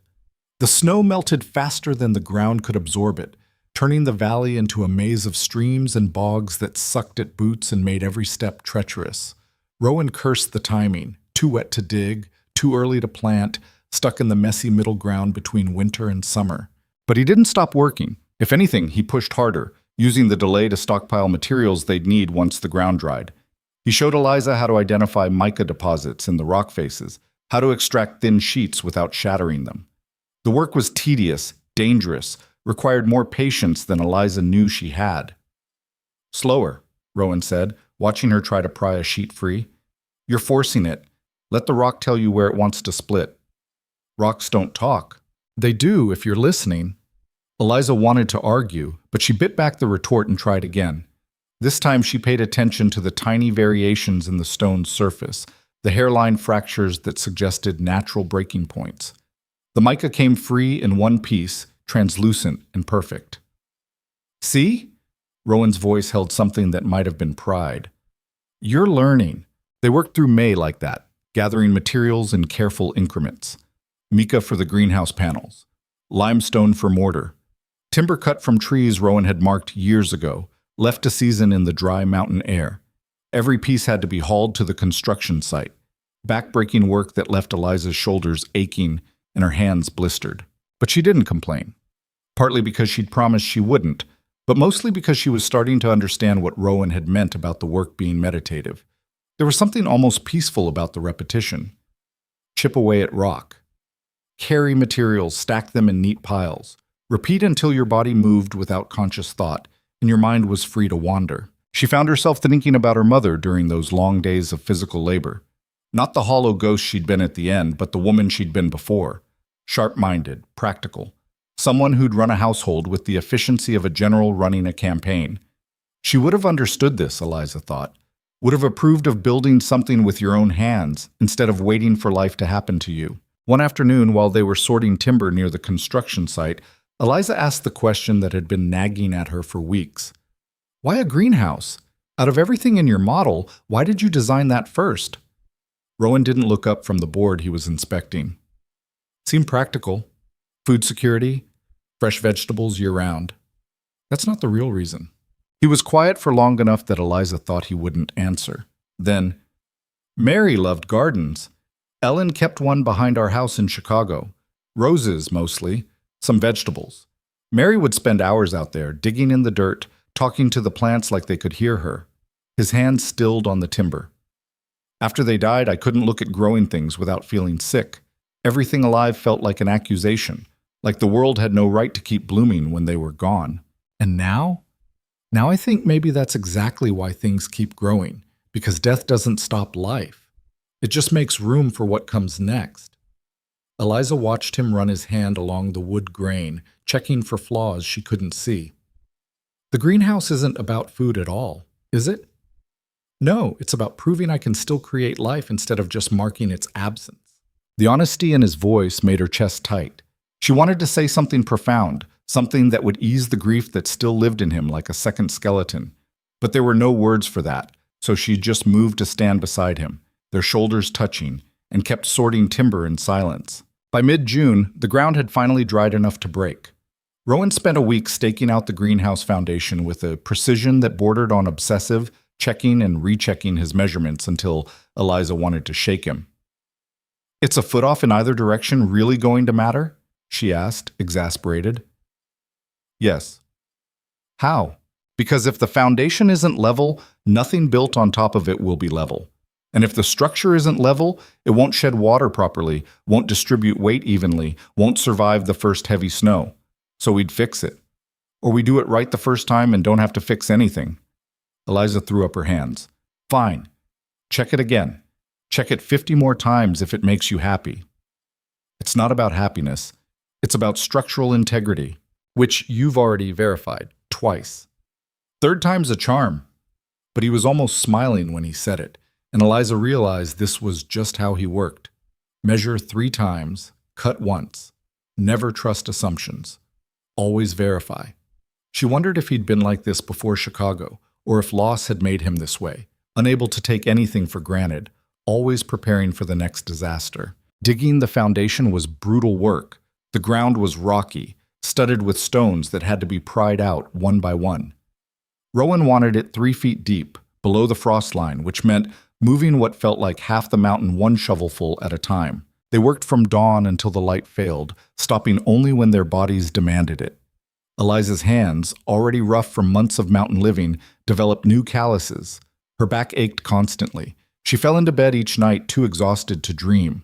But the foundation took shape. A perfect circle, exactly as Rowan had drawn it, dug into the earth like they were planting the building instead of constructing it. "Why circular?" Eliza asked one evening, both of them sitting on the edge of the completed excavation, too tired to walk back to the cabin just yet.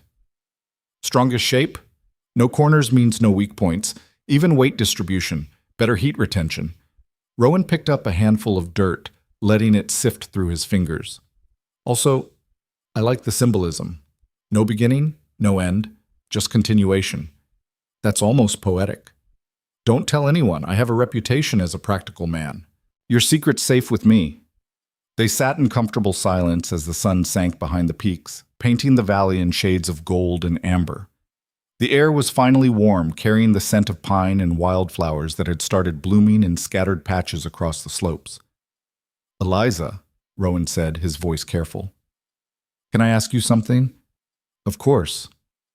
"Do you ever regret it? Marrying me, coming up here?" She turned to look at him, surprised by the question. His expression was unreadable, but there was tension in his shoulders that suggested the answer mattered more than he wanted to admit. "No," she said honestly. "Sometimes I'm scared. Sometimes I'm lonely, even with you right here. Sometimes I miss things I didn't think I'd miss. Crowds, noise, the ability to walk down a street without planning for survival. But regret? No. This is hard, but it's honest. And after months of living with lies, telling them, hearing them, being buried under them, honest is worth more than easy. Even when honest means digging holes in frozen ground until your hands bleed. Especially then. At least I'm building something. At least I matter here." Rowan looked at her for a long moment, something shifting in his expression. "You matter everywhere. You just couldn't see it before." "Neither could you." "No," he agreed, "but I'm starting to." The moment stretched between them, weighted with things neither of them knew how to say. Then Rowan stood, offering her his hand, and pulled her to her feet. "Come on, we should eat before we're too tired to cook." They walked back to the cabin together, and Eliza noticed that he didn't let go of her hand right away, held it a few steps longer than necessary before releasing it to open the door. Small things. But small things could be earthquakes if you let them. The foundation walls went up over the next 2 weeks, stone and mortar, built with a precision that Eliza was starting to expect from Rowan. He'd calculated the exact ratio of limestone to sand to water that would create mortar strong enough to survive winter freezing and thawing cycles. Tested it, adjusted it, tested again until he was satisfied. Eliza mixed mortar and hauled stones, learning to read Rowan's grunts and gestures well enough that they could work for hours without speaking. There was something almost intimate about it. The way they moved around each other, anticipating needs, filling gaps in each other's work without discussion. "You're getting good at this," Rowan said one afternoon, inspecting a section of wall Eliza had laid while he was cutting stones. "Good enough that you'd hire me in Chicago. Good enough that I wouldn't fire you after the first day." High praise. The highest I give. But he was smiling when he said it, and Eliza felt something warm bloom in her chest. July brought heat, or what passed for heat at this altitude. Temperatures climbed into the 70s during the day, warm enough to work in shirt sleeves.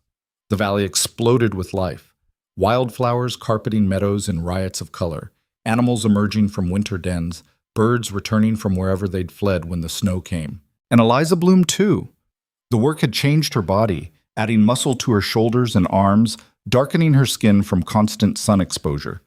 She was stronger than she'd ever been, could haul stones that would have been impossible 6 months ago.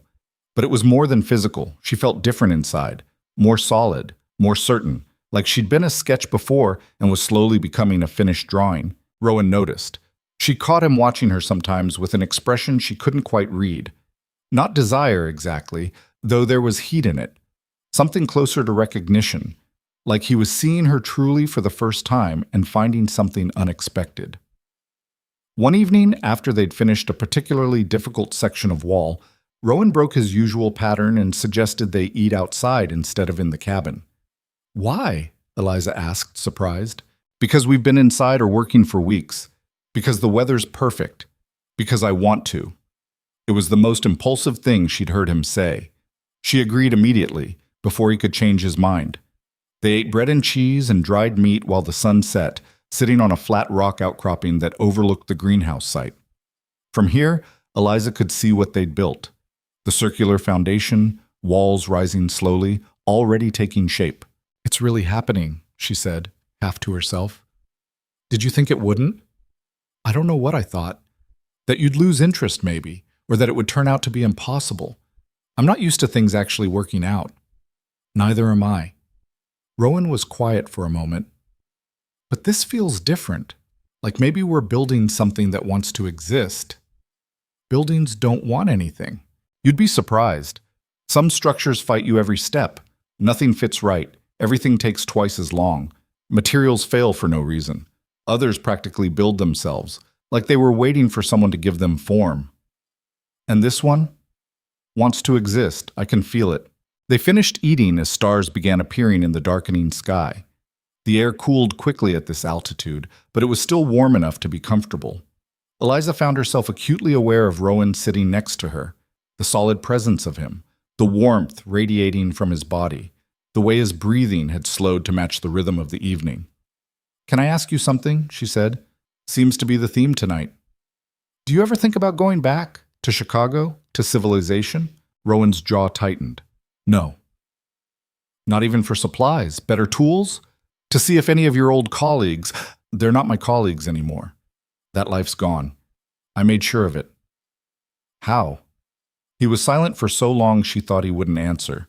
Then, "I burned it. All of it. My drawings. My client list. Every design I'd ever created. Stood in my office after Ellen's funeral and burned it all in the fireplace until there was nothing left but ash." Eliza's breath caught. "Why?" "Because I couldn't stand to see them. Couldn't stand to know I'd made beautiful things while my family was dying. Couldn't separate the work from the grief." His hands clenched into fists. "And I thought if I destroyed it all, if I made it impossible to go back, maybe I could become someone new, someone the grief couldn't find." "Did it work?" "No, grief found me anyway. Turns out you can't burn your way out of loss. You just end up empty and covered in ash." "But you're not empty now." "No," he agreed quietly. "Not anymore." He turned to look at her, and the intensity in his pale eyes made Eliza's heart stutter. There was something in his expression she hadn't seen before. Want, yes, but also fear. The look of someone standing at the edge of a cliff, knowing they needed to jump but terrified of the fall. "Eliza," he said, her name rough in his throat, "I need to tell you something." "All right. This, you being here, us building together, it's changing things, changing me. And I don't know if that's good or terrifying or both. What kind of things? I'm starting to care again. Not about the work, about you." He looked away, jaw working. "And every time I let myself feel that, I remember what caring costs. Remember what it's like to lose someone you—" He stopped, taking a sharp breath. "I don't know if I can survive that again." Eliza's chest felt too tight. "So what are you saying? That you want me to leave?" "No, I'm saying I'm scared of how much I want you to stay." The confession hung in the air between them, honest and raw. Eliza knew she should say something, should offer reassurance or understanding or whatever you were supposed to offer someone admitting they were falling for you. But her own fear was just as loud. Because she was falling too, had been falling since that night in the storm when Rowan had told her about his daughter, had let her see past the walls.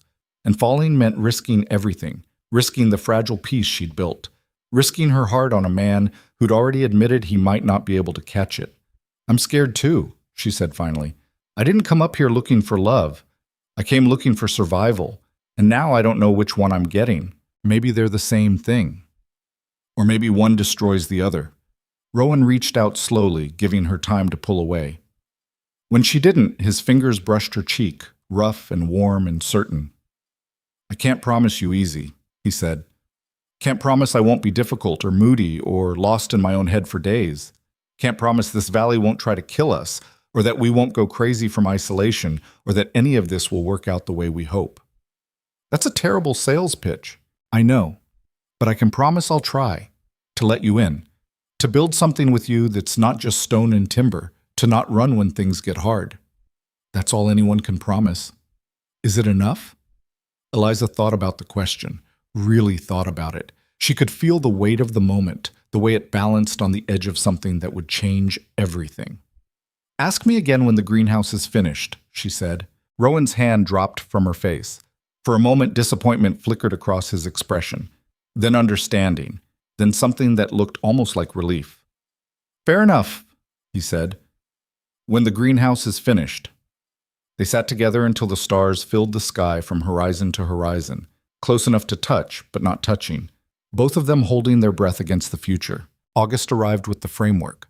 Rowan had designed a support structure that was almost sculptural, curved ribs of timber that would hold the mica panels, rising from the foundation walls to meet at a central point in the domed roof.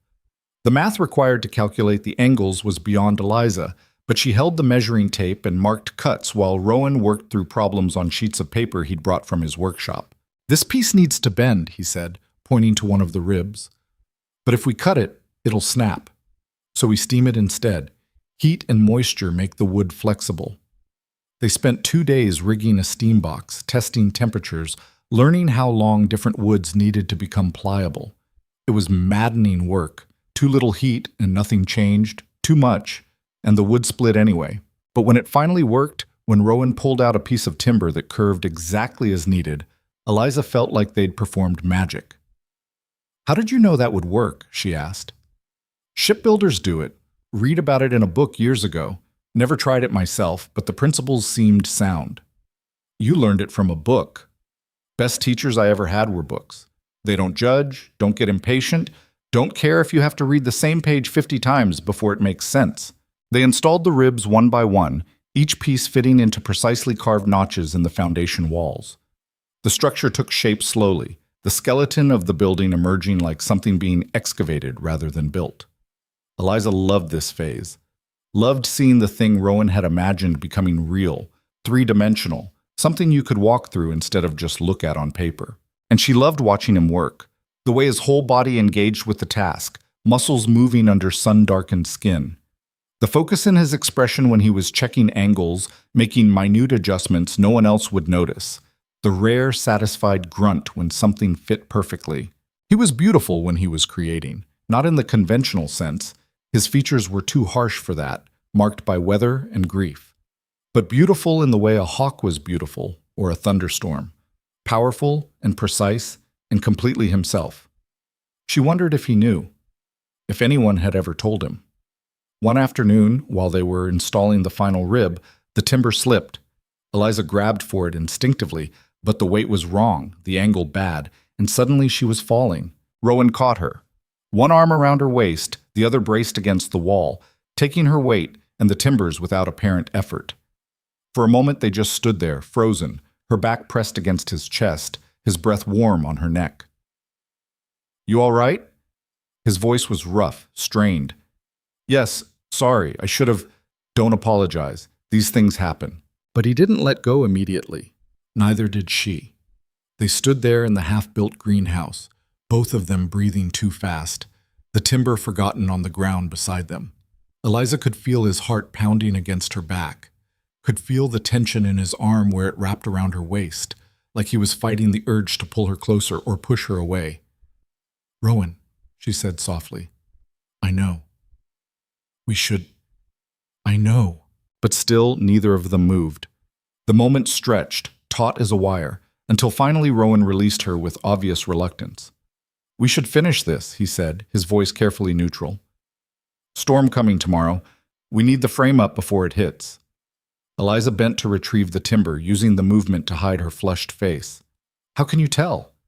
Sky's clear. Barometer's dropping. Winds shifted. Trust me. She did. That was the problem. She trusted him completely, had learned to read the subtle shifts in his mood the way he read weather patterns.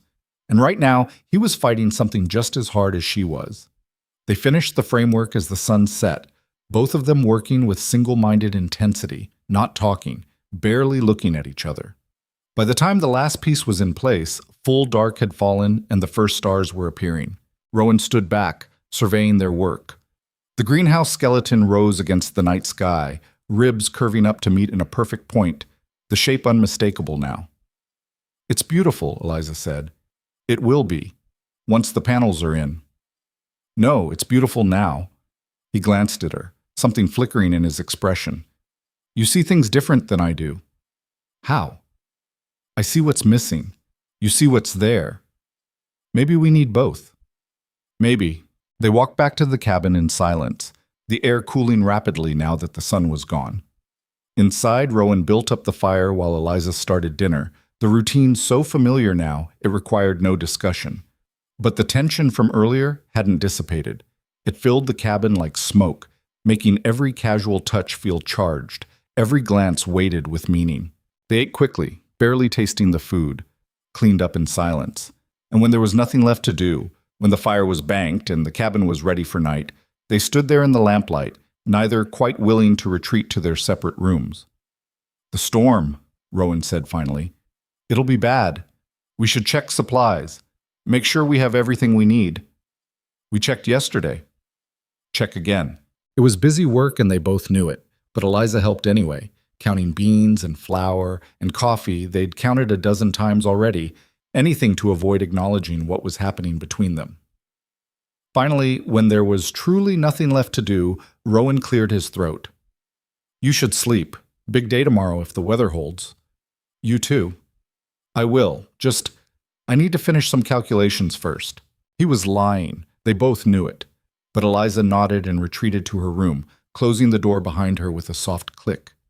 She lay awake for a long time, listening to Rowan move around in the main room, the scratch of his pencil, the occasional creak of his chair, wondering what he was really doing, wondering if he could feel her through the wall the way she could feel him, wondering what would happen when they ran out of excuses to avoid each other. The storm Rowan had predicted arrived the next morning with a vengeance. Not snow, it was too warm for that, but rain that fell in sheets, turning the valley into a muddy swamp within hours. They were trapped inside, confined to the cabin while water pounded the roof and lightning cracked across the sky close enough to make the air smell like metal. Eliza tried to read but couldn't focus, tried to mend clothes but kept losing count of stitches, finally gave up and just sat by the fire, watching rain streak the windows. Rowan was equally restless. He paced, checked the barometer, paced some more, started a dozen tasks and abandoned them all. Finally settled at the table with his journal, but Eliza noticed he was just staring at blank pages, not writing anything. "You're going to wear a hole in the floor," she said. He stopped pacing. "Sorry, just storms make me tense."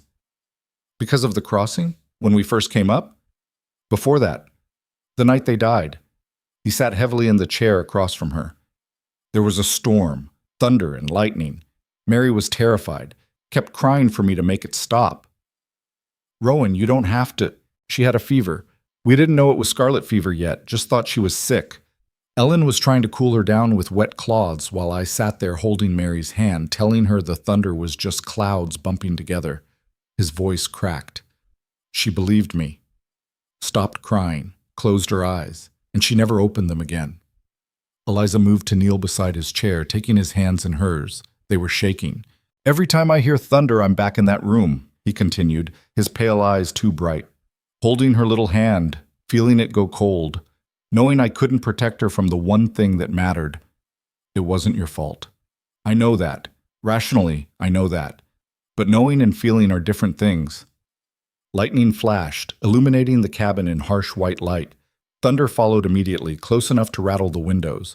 Rowan flinched. Eliza squeezed his hands tighter. "Look at me," she said firmly. "You're not there. You're here, with me, and we're both alive. For now." "Yes, for now. That's all anyone gets." He looked at her, and the grief in his expression was so raw it hurt to see. "How do you do it? How do you keep going when you know everything you care about can be ripped away?" "I don't know. I just do. Because the alternative is giving up, and I'm too stubborn for that. I gave up for years. That's what the valley was. A slow surrender. But you're not surrendering anymore. You're building. We're building. Another crack of thunder. Rowan's whole body tensed, but he didn't look away from her. I can't lose you too, he said, the words barely audible. I know that's not fair. I know I don't have the right to feel that when this isn't even... Eliza didn't let him finish. She leaned forward and kissed him. For a moment, Rowan went absolutely still, shocked into paralysis. Then his hands were in her hair, pulling her closer, kissing her back with a desperation that stole her breath. It wasn't gentle.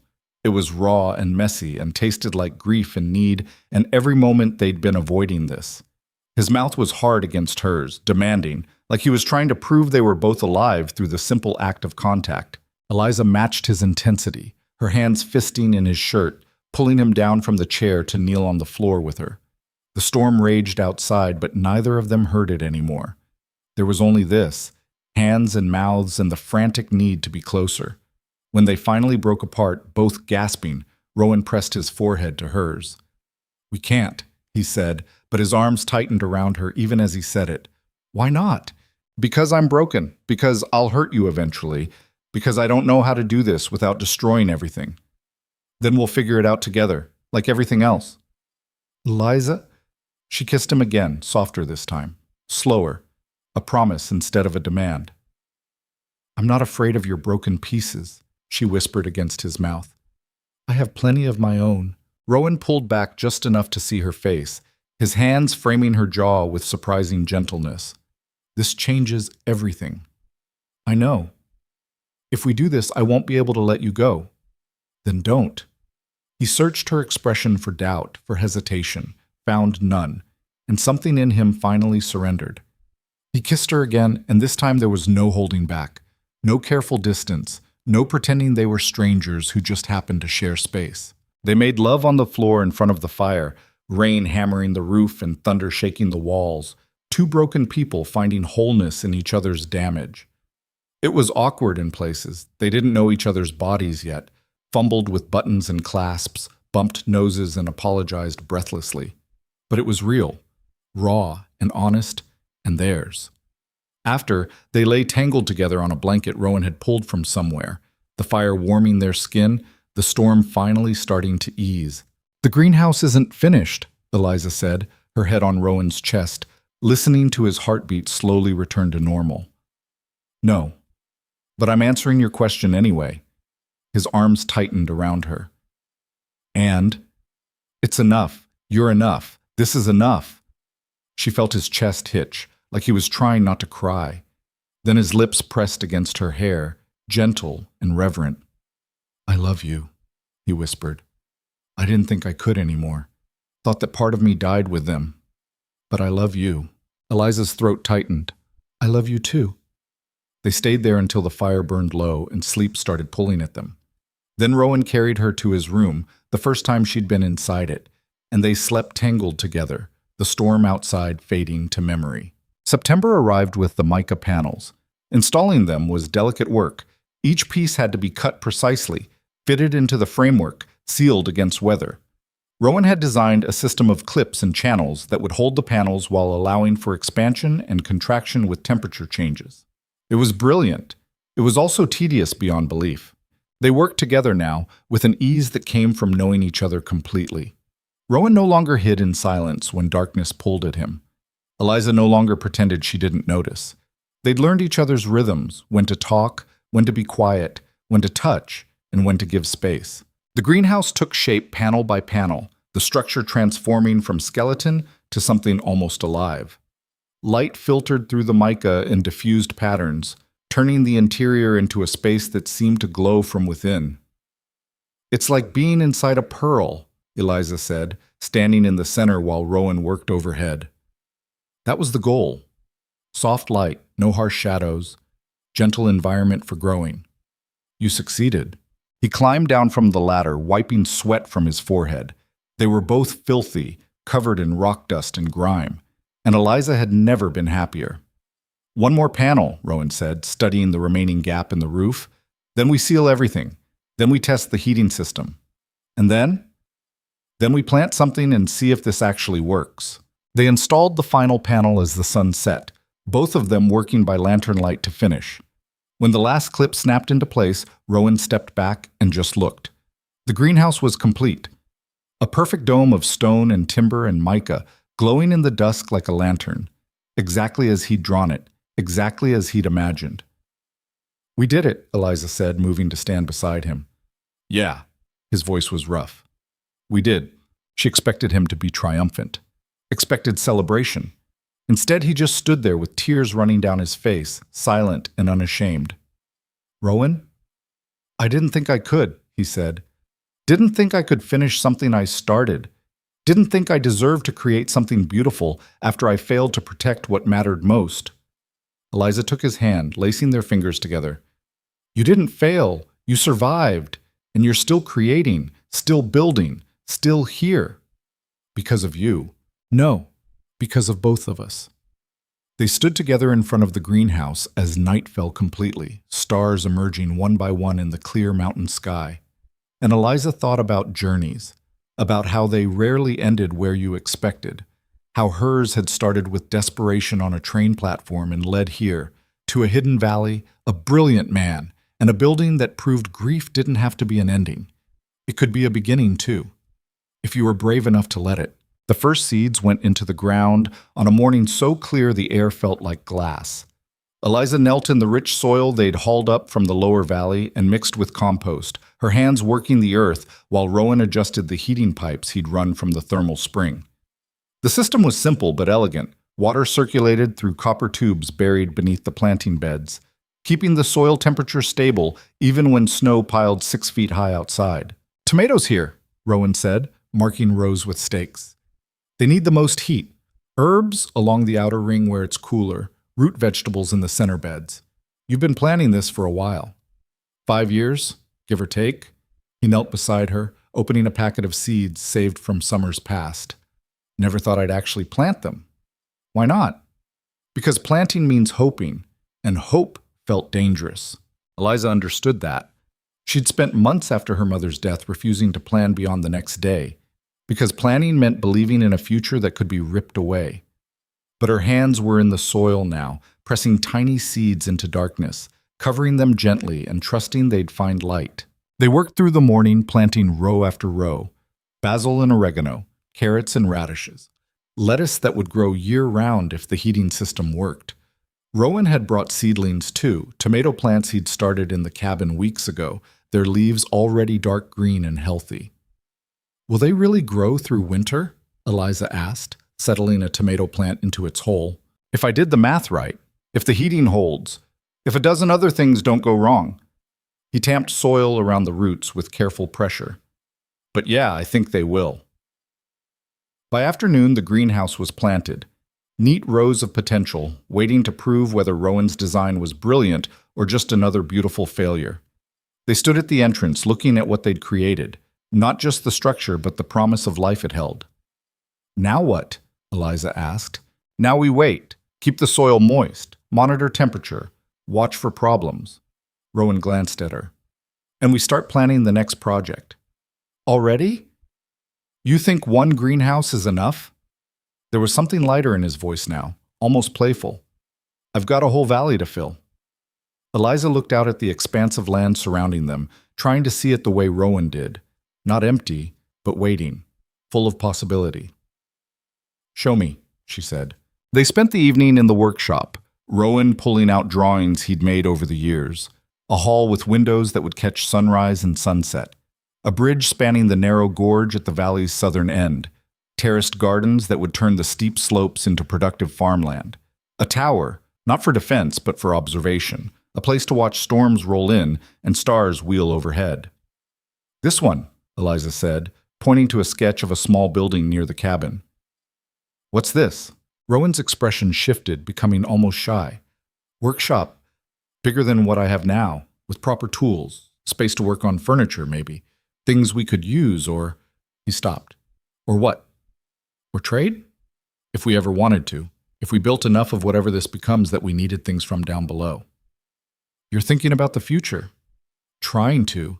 It's hard. Every time I let myself plan beyond next week, part of me expects everything to collapse." Eliza reached for his hand, squeezing gently.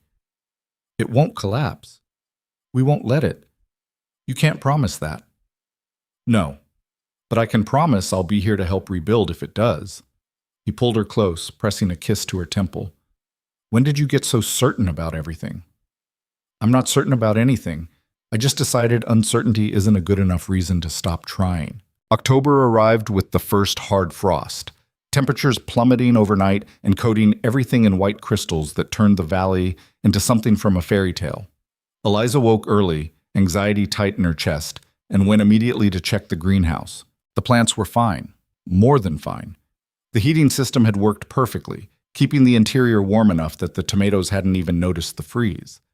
Eliza stood there in the pre-dawn darkness, watching her breath fog in the cold air outside while inside the greenhouse.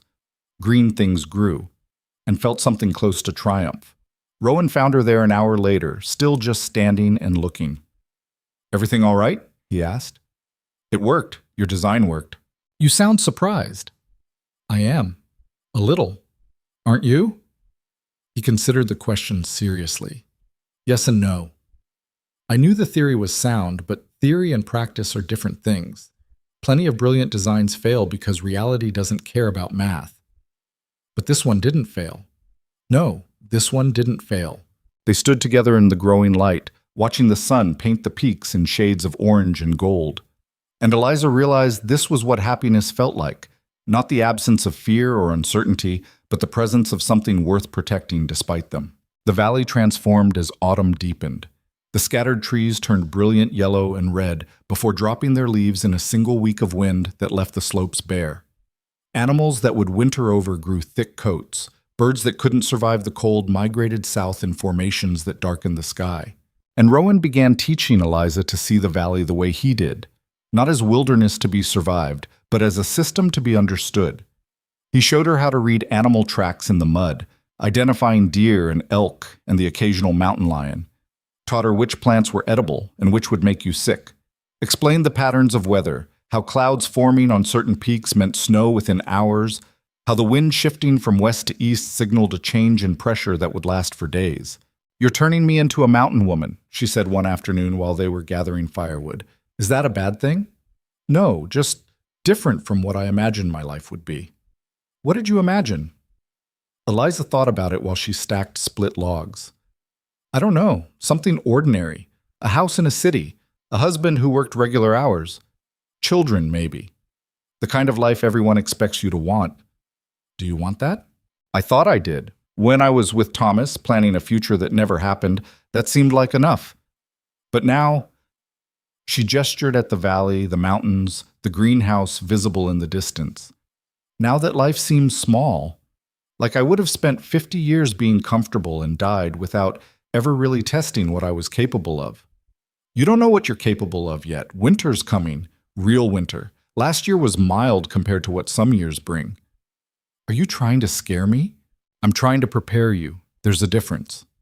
But Eliza wasn't scared. She'd survived one winter up here, had learned the rhythms of cold and snow and isolation, and she wasn't alone anymore. Wasn't facing it with a stranger who kept her at arm's length. She was facing it with Rowan, who knew her completely now, her fears and strengths, her moods and needs, all the messy, complicated reality of her. November brought the first major snow, 3 feet in a single storm that buried everything and forced them inside for days.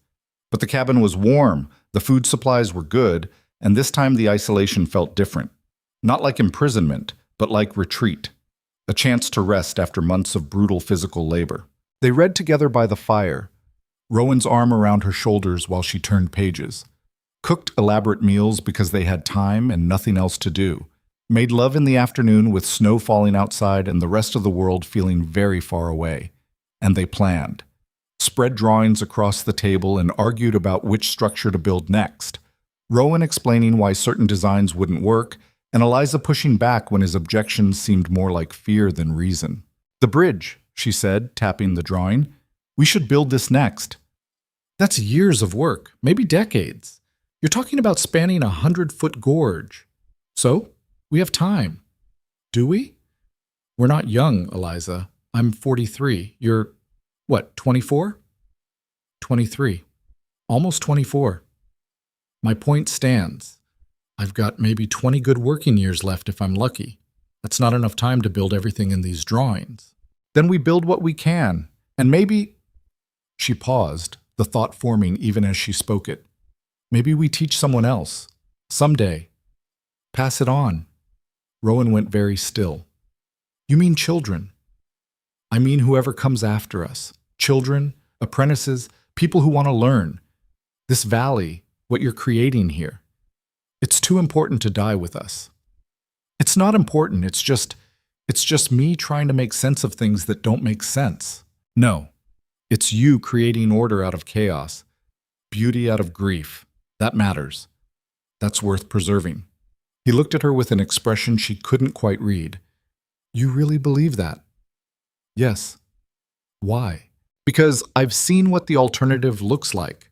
I've lived in cities full of buildings that nobody cares about, designed by people who stopped seeing wonder in their work. And I've watched you create something with your own hands that makes people stop and stare because it's so clearly made with love. She leaned forward. Don't you see? This isn't just about survival anymore. It's about making something that reminds people what humans are capable of when we're at our best. Rowan was quiet for a long time, staring at the drawings spread between them. Then he reached for a clean sheet of paper and began sketching. If we're teaching someone, he said slowly, we'll need a proper workshop, bigger than what I drew before, with space for multiple people to work, storage for materials, maybe a small library for reference books. Eliza watched the design take shape under his hands, her heart swelling with something that felt almost painful in its intensity. This was what hope looked like. Not naive optimism, but the stubborn decision to build toward a future you might never see. December arrived with cold that made the previous winter seem mild by comparison. Temperatures dropped so low that water froze solid in minutes, breath turned to ice crystals in the air, and stepping outside without proper protection meant frostbite within seconds. They stayed close to the cabin, venturing out only when absolutely necessary. But the greenhouse thrived. The tomatoes were fruiting now, small green orbs that would ripen slowly in the controlled environment. The lettuce grew in thick, healthy clusters. The herbs filled the air with scent whenever Eliza brushed against them. It's working, she said one morning, picking basil for their breakfast. It's really working. Rowan was checking the heating pipes, making small adjustments. So far, we won't know if it can handle deep winter until January or February. Why can't you just accept success when it happens? Because success makes you complacent. Complacent gets you killed up here. Or maybe being afraid of success is just another way of protecting yourself from disappointment. He looked up at her, sharp and assessing. You're getting good at seeing through me. I've had practice. Is it annoying, being married to someone who can't take a win without looking for the loss? Eliza set down the basil and moved to where he knelt by the pipes. It's not annoying. It's just who you are. The same part of you that won't accept a win without checking for problems is the part that designs heating systems this good. You don't get one without the other. That's very understanding of you. I have my moments. She kissed him lightly. But for the record, you're allowed to be proud of what we built. Just for a minute. Before you start looking for everything that could go wrong. Rowan pulled her down to sit beside him, both of them surrounded by growing things in the middle of a valley locked in winter. I am proud, he said quietly, of this, of us, of the fact that I'm still here, still trying, instead of buried under 6 feet of snow because I gave up. That's the most optimistic thing I've ever heard you say. Don't get used to it. But he was smiling when he said it, and Eliza thought maybe he was starting to understand that letting yourself feel joy didn't mean you were betraying the people you'd lost. It just meant you were still alive. Christmas came and went unmarked except for a slightly nicer dinner than usual, and Eliza giving Rowan a scarf she'd knitted from yarn she'd bartered for during their supply run in October. He gave her a wooden box he'd made in secret, perfectly jointed, with her initials carved into the lid. For keeping things that matter, he said, almost shy about it. Eliza opened it to find it already held something, a folded piece of paper. She pulled it out and unfolded it carefully. It was a drawing, not of a building, but of her. Eliza working in the greenhouse, her profile caught in perfect detail, the sketch so lifelike she could almost feel the pencil marks breathing. When did you draw this? She asked, her voice unsteady. Couple weeks ago. You were so focused you didn't notice me watching. It's beautiful. You're beautiful. I just recorded what I saw. She looked at the drawing for a long moment, seeing herself the way Rowan saw her, strong and capable and fully present. Not the desperate girl who'd stepped off a train a year ago, but someone who'd been forged into something new by hardship and choice. Thank you, she said, carefully folding the drawing and placing it back in the box. For this? For everything. You don't have to thank me for loving you. Yes, I do. Because you didn't have to. You could have stayed locked in your grief, could have kept me at a distance, could have treated this as a transaction instead of a marriage. I tried. You wouldn't let me. Good. January brought storms that lasted for days, wind so strong it sounded like the mountains screaming. They were trapped inside for nearly 2 weeks straight, leaving only to haul water and check the greenhouse. The isolation pressed down harder than it had the previous winter, maybe because they knew what to expect now, knew exactly how long and dark the days would be. But they had each other.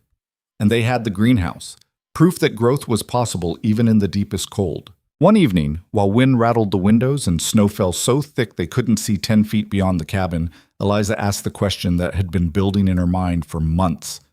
What happens when we finish? When the valley's full of buildings and we're too old to keep constructing? Rowan looked up from the chair he was carving, part of a set for the new workshop they'd build in spring. I don't know. I haven't thought that far ahead. Maybe you should. Why? Because we're building something that could last centuries. Someone needs to inherit it. Someone needs to know what it means. We don't have anyone to leave it to. Eliza took a breath, her heart pounding. We could. The carving knife stilled in Rowan's hands. What? We could have children. Not now, maybe. But someday. When the valley's a little more established. When we have more than just the cabin and greenhouse. Eliza, I know you're scared. I know what happened to Mary makes the thought of having another child terrifying, but we can't let fear decide our whole lives. Rowan set down the knife with careful precision. It's not just fear, it's practicality. Having a child up here. No doctor, no help if something goes wrong, miles from any kind of medical care. It's too dangerous. Life is dangerous. Staying down in Broken Ridge is dangerous. Everything worth having involves risk. Not this risk. I can't. His voice broke. I can't bury another child. I won't survive it. Eliza moved to kneel in front of him, taking his hands. You're not the same person you were in Chicago. I'm not Ellen. A child born here wouldn't be Mary. Nothing would be the same as it was then. That doesn't mean it would end differently. No? But it doesn't mean it would end the same way either. She squeezed his hands. I'm not saying we do this tomorrow. I'm just saying don't close the door on it forever because you're afraid. Rowan pulled his hands free, standing and pacing to the window. Outside, snow fell in the darkness, relentless and indifferent. I need time, he said finally, to think about this, to imagine it without panicking. Take all the time you need. I'm not going anywhere. But the conversation hung between them for days afterward, an uncomfortable weight neither of them knew how to resolve. Rowan became more withdrawn, spending long hours in the workshop or checking the greenhouse obsessively, and Eliza gave him space, understanding that some things couldn't be pushed. February brought a thaw, temperatures climbing above freezing for the first time in months.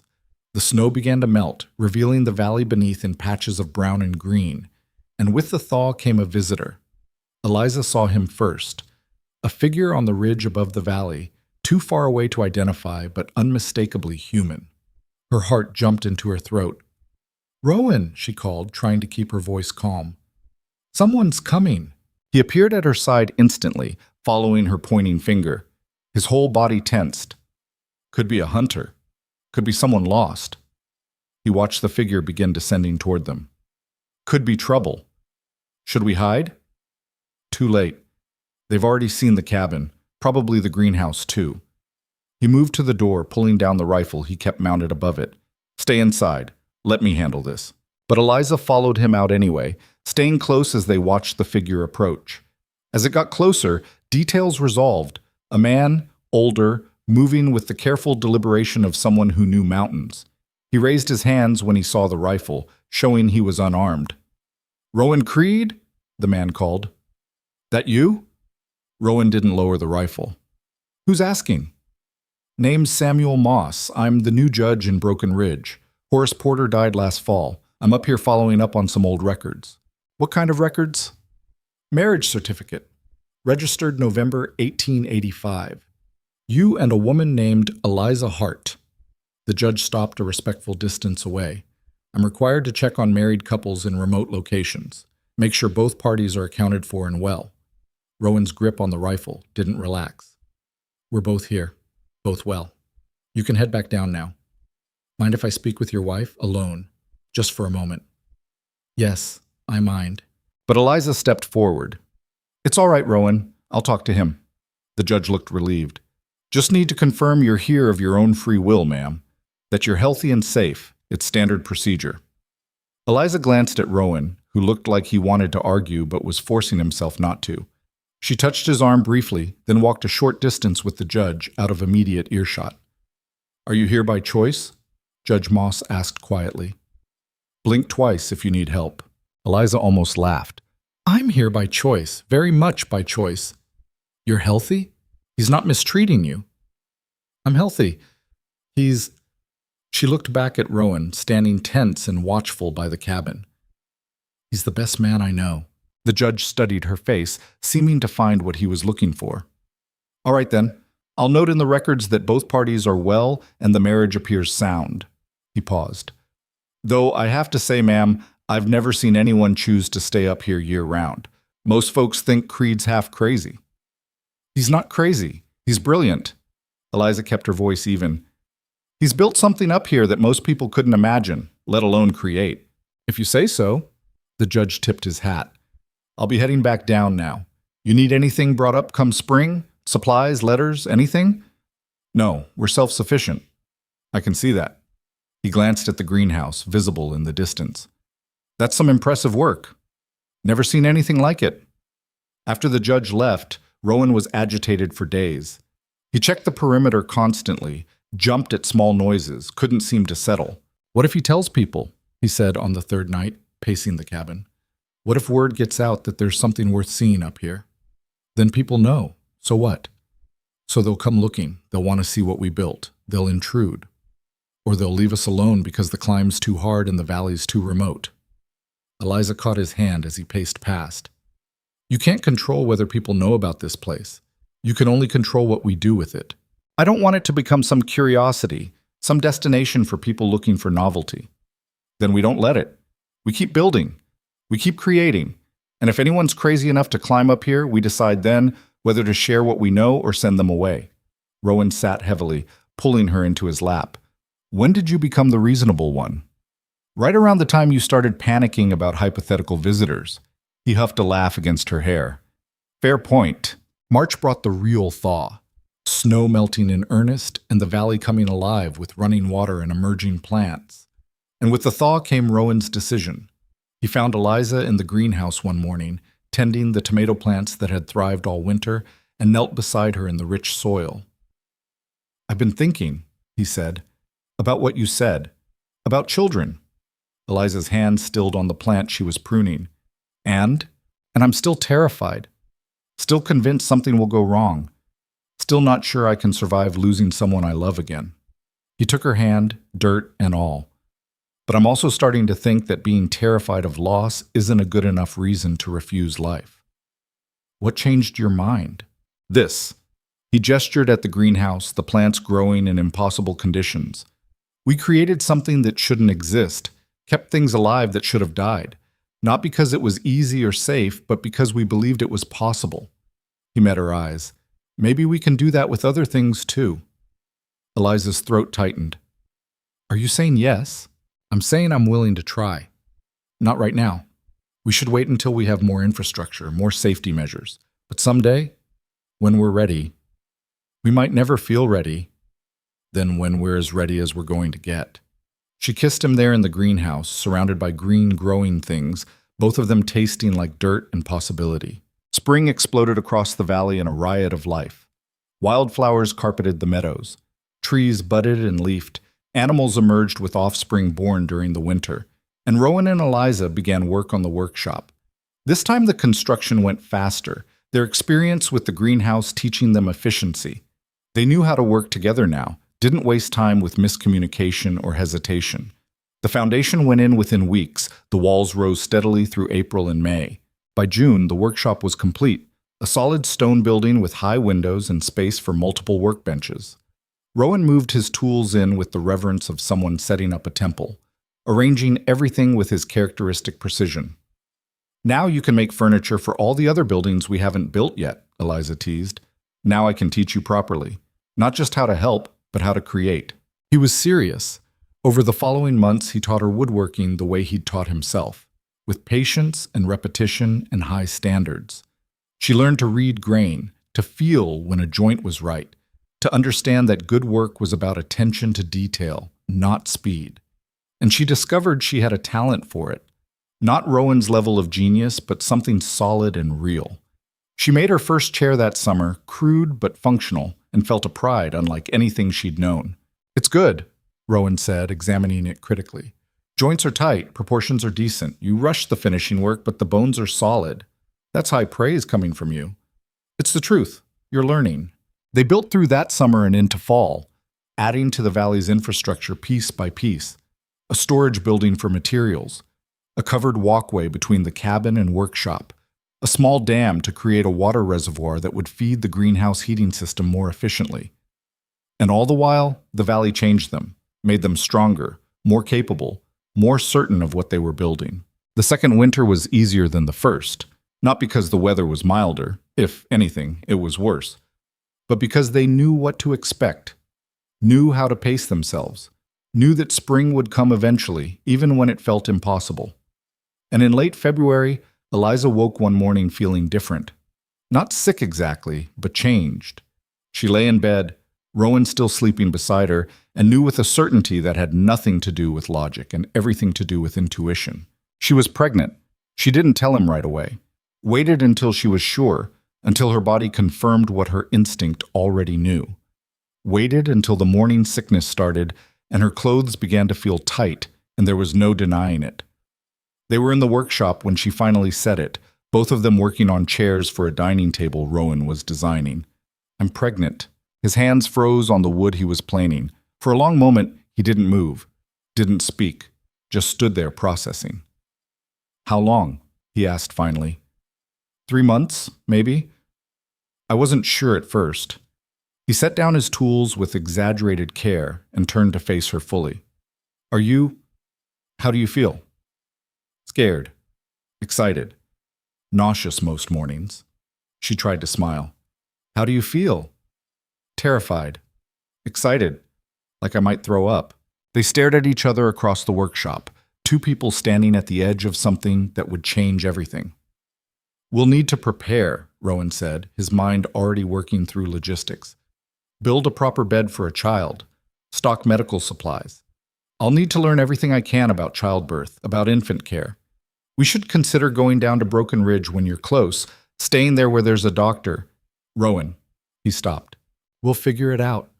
Like everything else, one step at a time."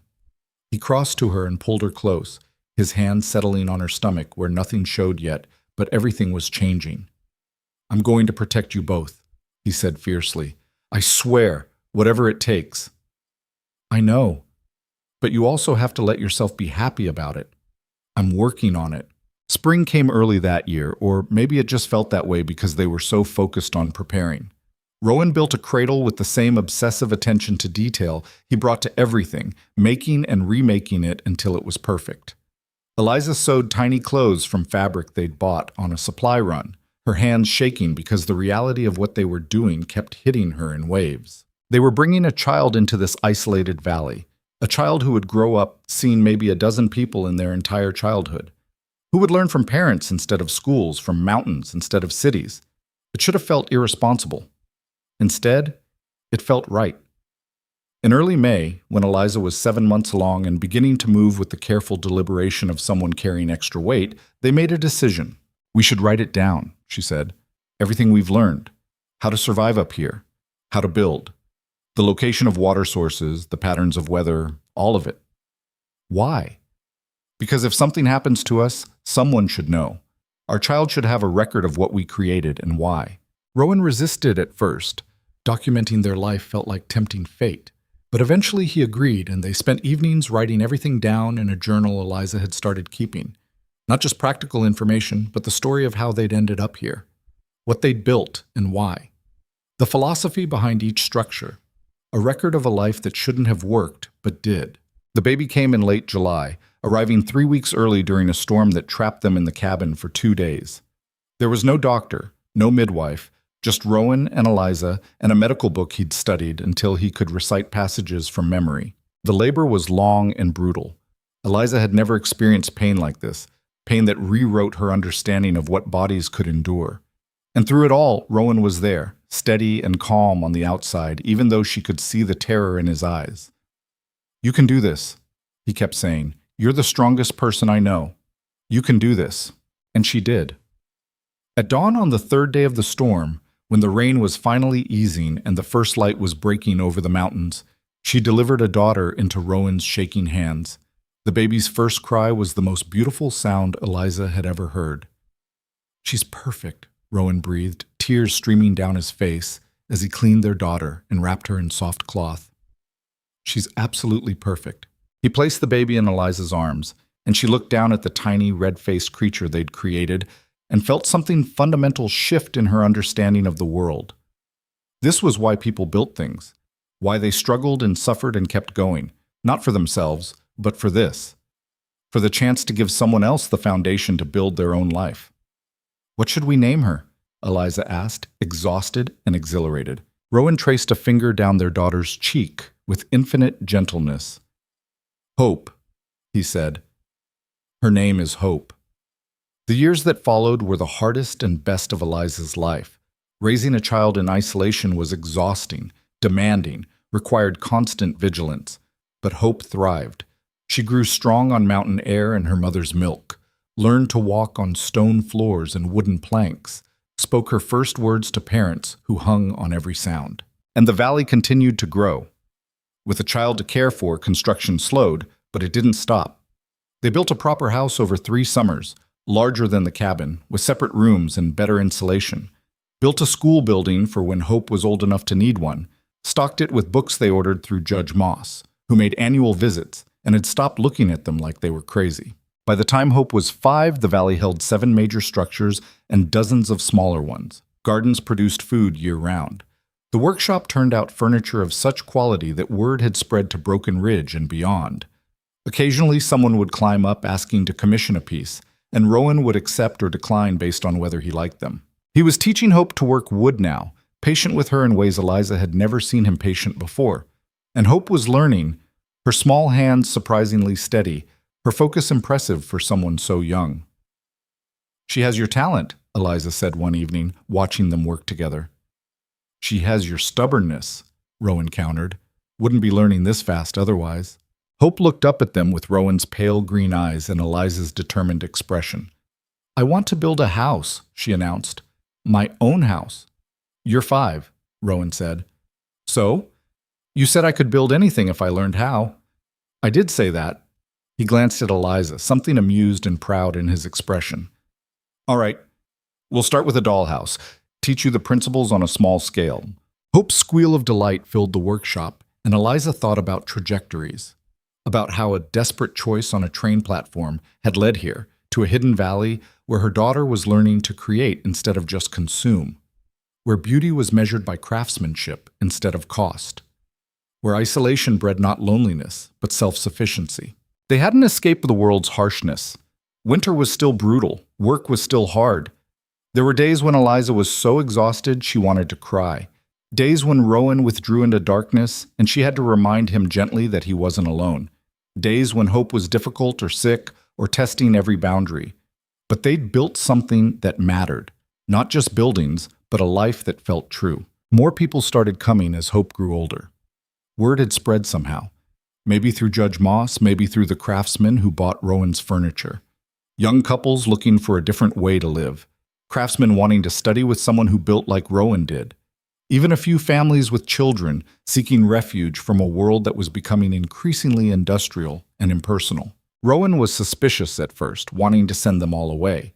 But Eliza convinced him to at least meet them to see if any were serious about the kind of life the valley demanded.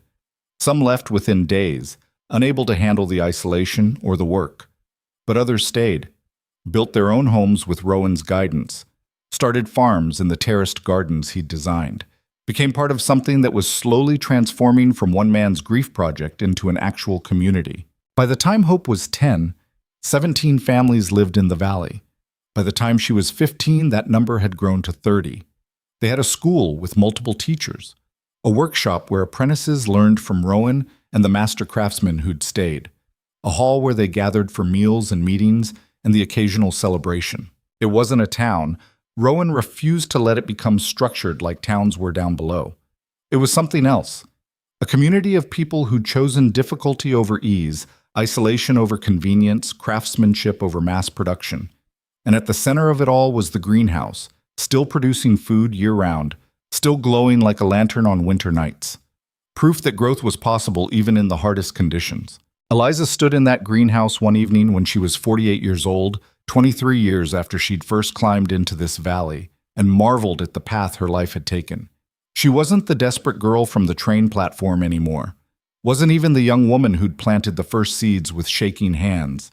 She was someone forged by choice and hardship and love into something she'd never imagined she could be. Rowan found her there, his hair more gray than dark now, his body still strong but moving with the care of someone who'd pushed it hard for decades. "What are you thinking about?" he asked, sliding an arm around her waist. "Trajectories. How a single choice can change everything." "Regrets?" "Not even one." She leaned into him. "You?" "I regret burning my drawings from Chicago. Would have been useful to have them as reference." He paused. "That's it. That's the only regret." They stood together in the warm greenhouse while snow fell outside, surrounded by growing things, and Eliza thought about the nature of sanctuary. How it wasn't about escaping the world, but about creating a small corner of it that reflected your values. How beauty could be carved from grief if you were willing to do the work. How love, real love, not the easy kind, was about choosing someone every day, even when the choosing was hard. Hope appeared in the doorway, 20 years old now, and engaged to a young architect who'd come to study with Rowan and never left. "Mom, Dad, are you coming to dinner? Everyone's waiting." Everyone. 30 families gathered in the hall Rowan had designed, eating food grown in gardens they all tended, living lives they'd chosen deliberately instead of settling for what circumstance demanded. "We're coming," Eliza said. They walked through the valley together, past structures that would stand for centuries, toward a hall full of people who'd learned the same lesson Eliza and Rowan had learned the hard way, that the best lives weren't the easiest ones. They were the ones you built yourself, with your own hands, according to your own vision. That night, after dinner and conversation and the comfortable chaos of community, Eliza and Rowan walked back to their house under stars so bright they cast shadows. The valley spread below them, lights glowing in windows, smoke rising from chimneys. A kingdom they'd built, not through conquest or inheritance, but through sheer stubborn refusal to give up. "Do you think it'll last?" Eliza asked. "After we're gone? If Hope and her children want it to? If they keep building, keep creating, keep choosing this over easier options?" Rowan squeezed her hand. "But that's not up to us anymore. We've done our part." "Have we?" "We've shown that it's possible. That two broken people can create something beautiful if they're willing to work for it. The rest," he gestured at the valley, the lights, the future they'd built but wouldn't see the end of. "The rest is up to them." They stood there together, looking at what they'd made, and Eliza understood that this was what legacy meant. Not buildings, though those would stand, not even community, though that would continue, but the proof that desperation could become purpose, that grief could become creation, that two people who'd lost everything could find each other in the wilderness and build a world. The wind shifted, carrying the scent of pine and snow and wood smoke. Somewhere in the valley, a child laughed. Someone was singing. Life, continuing in the high country where everyone had said it was impossible. And Eliza thought about the girl she'd been, stepping off that train with $4.60, willing to marry a stranger because the alternative was unthinkable. She'd thought she was choosing survival. Instead, she'd chosen everything.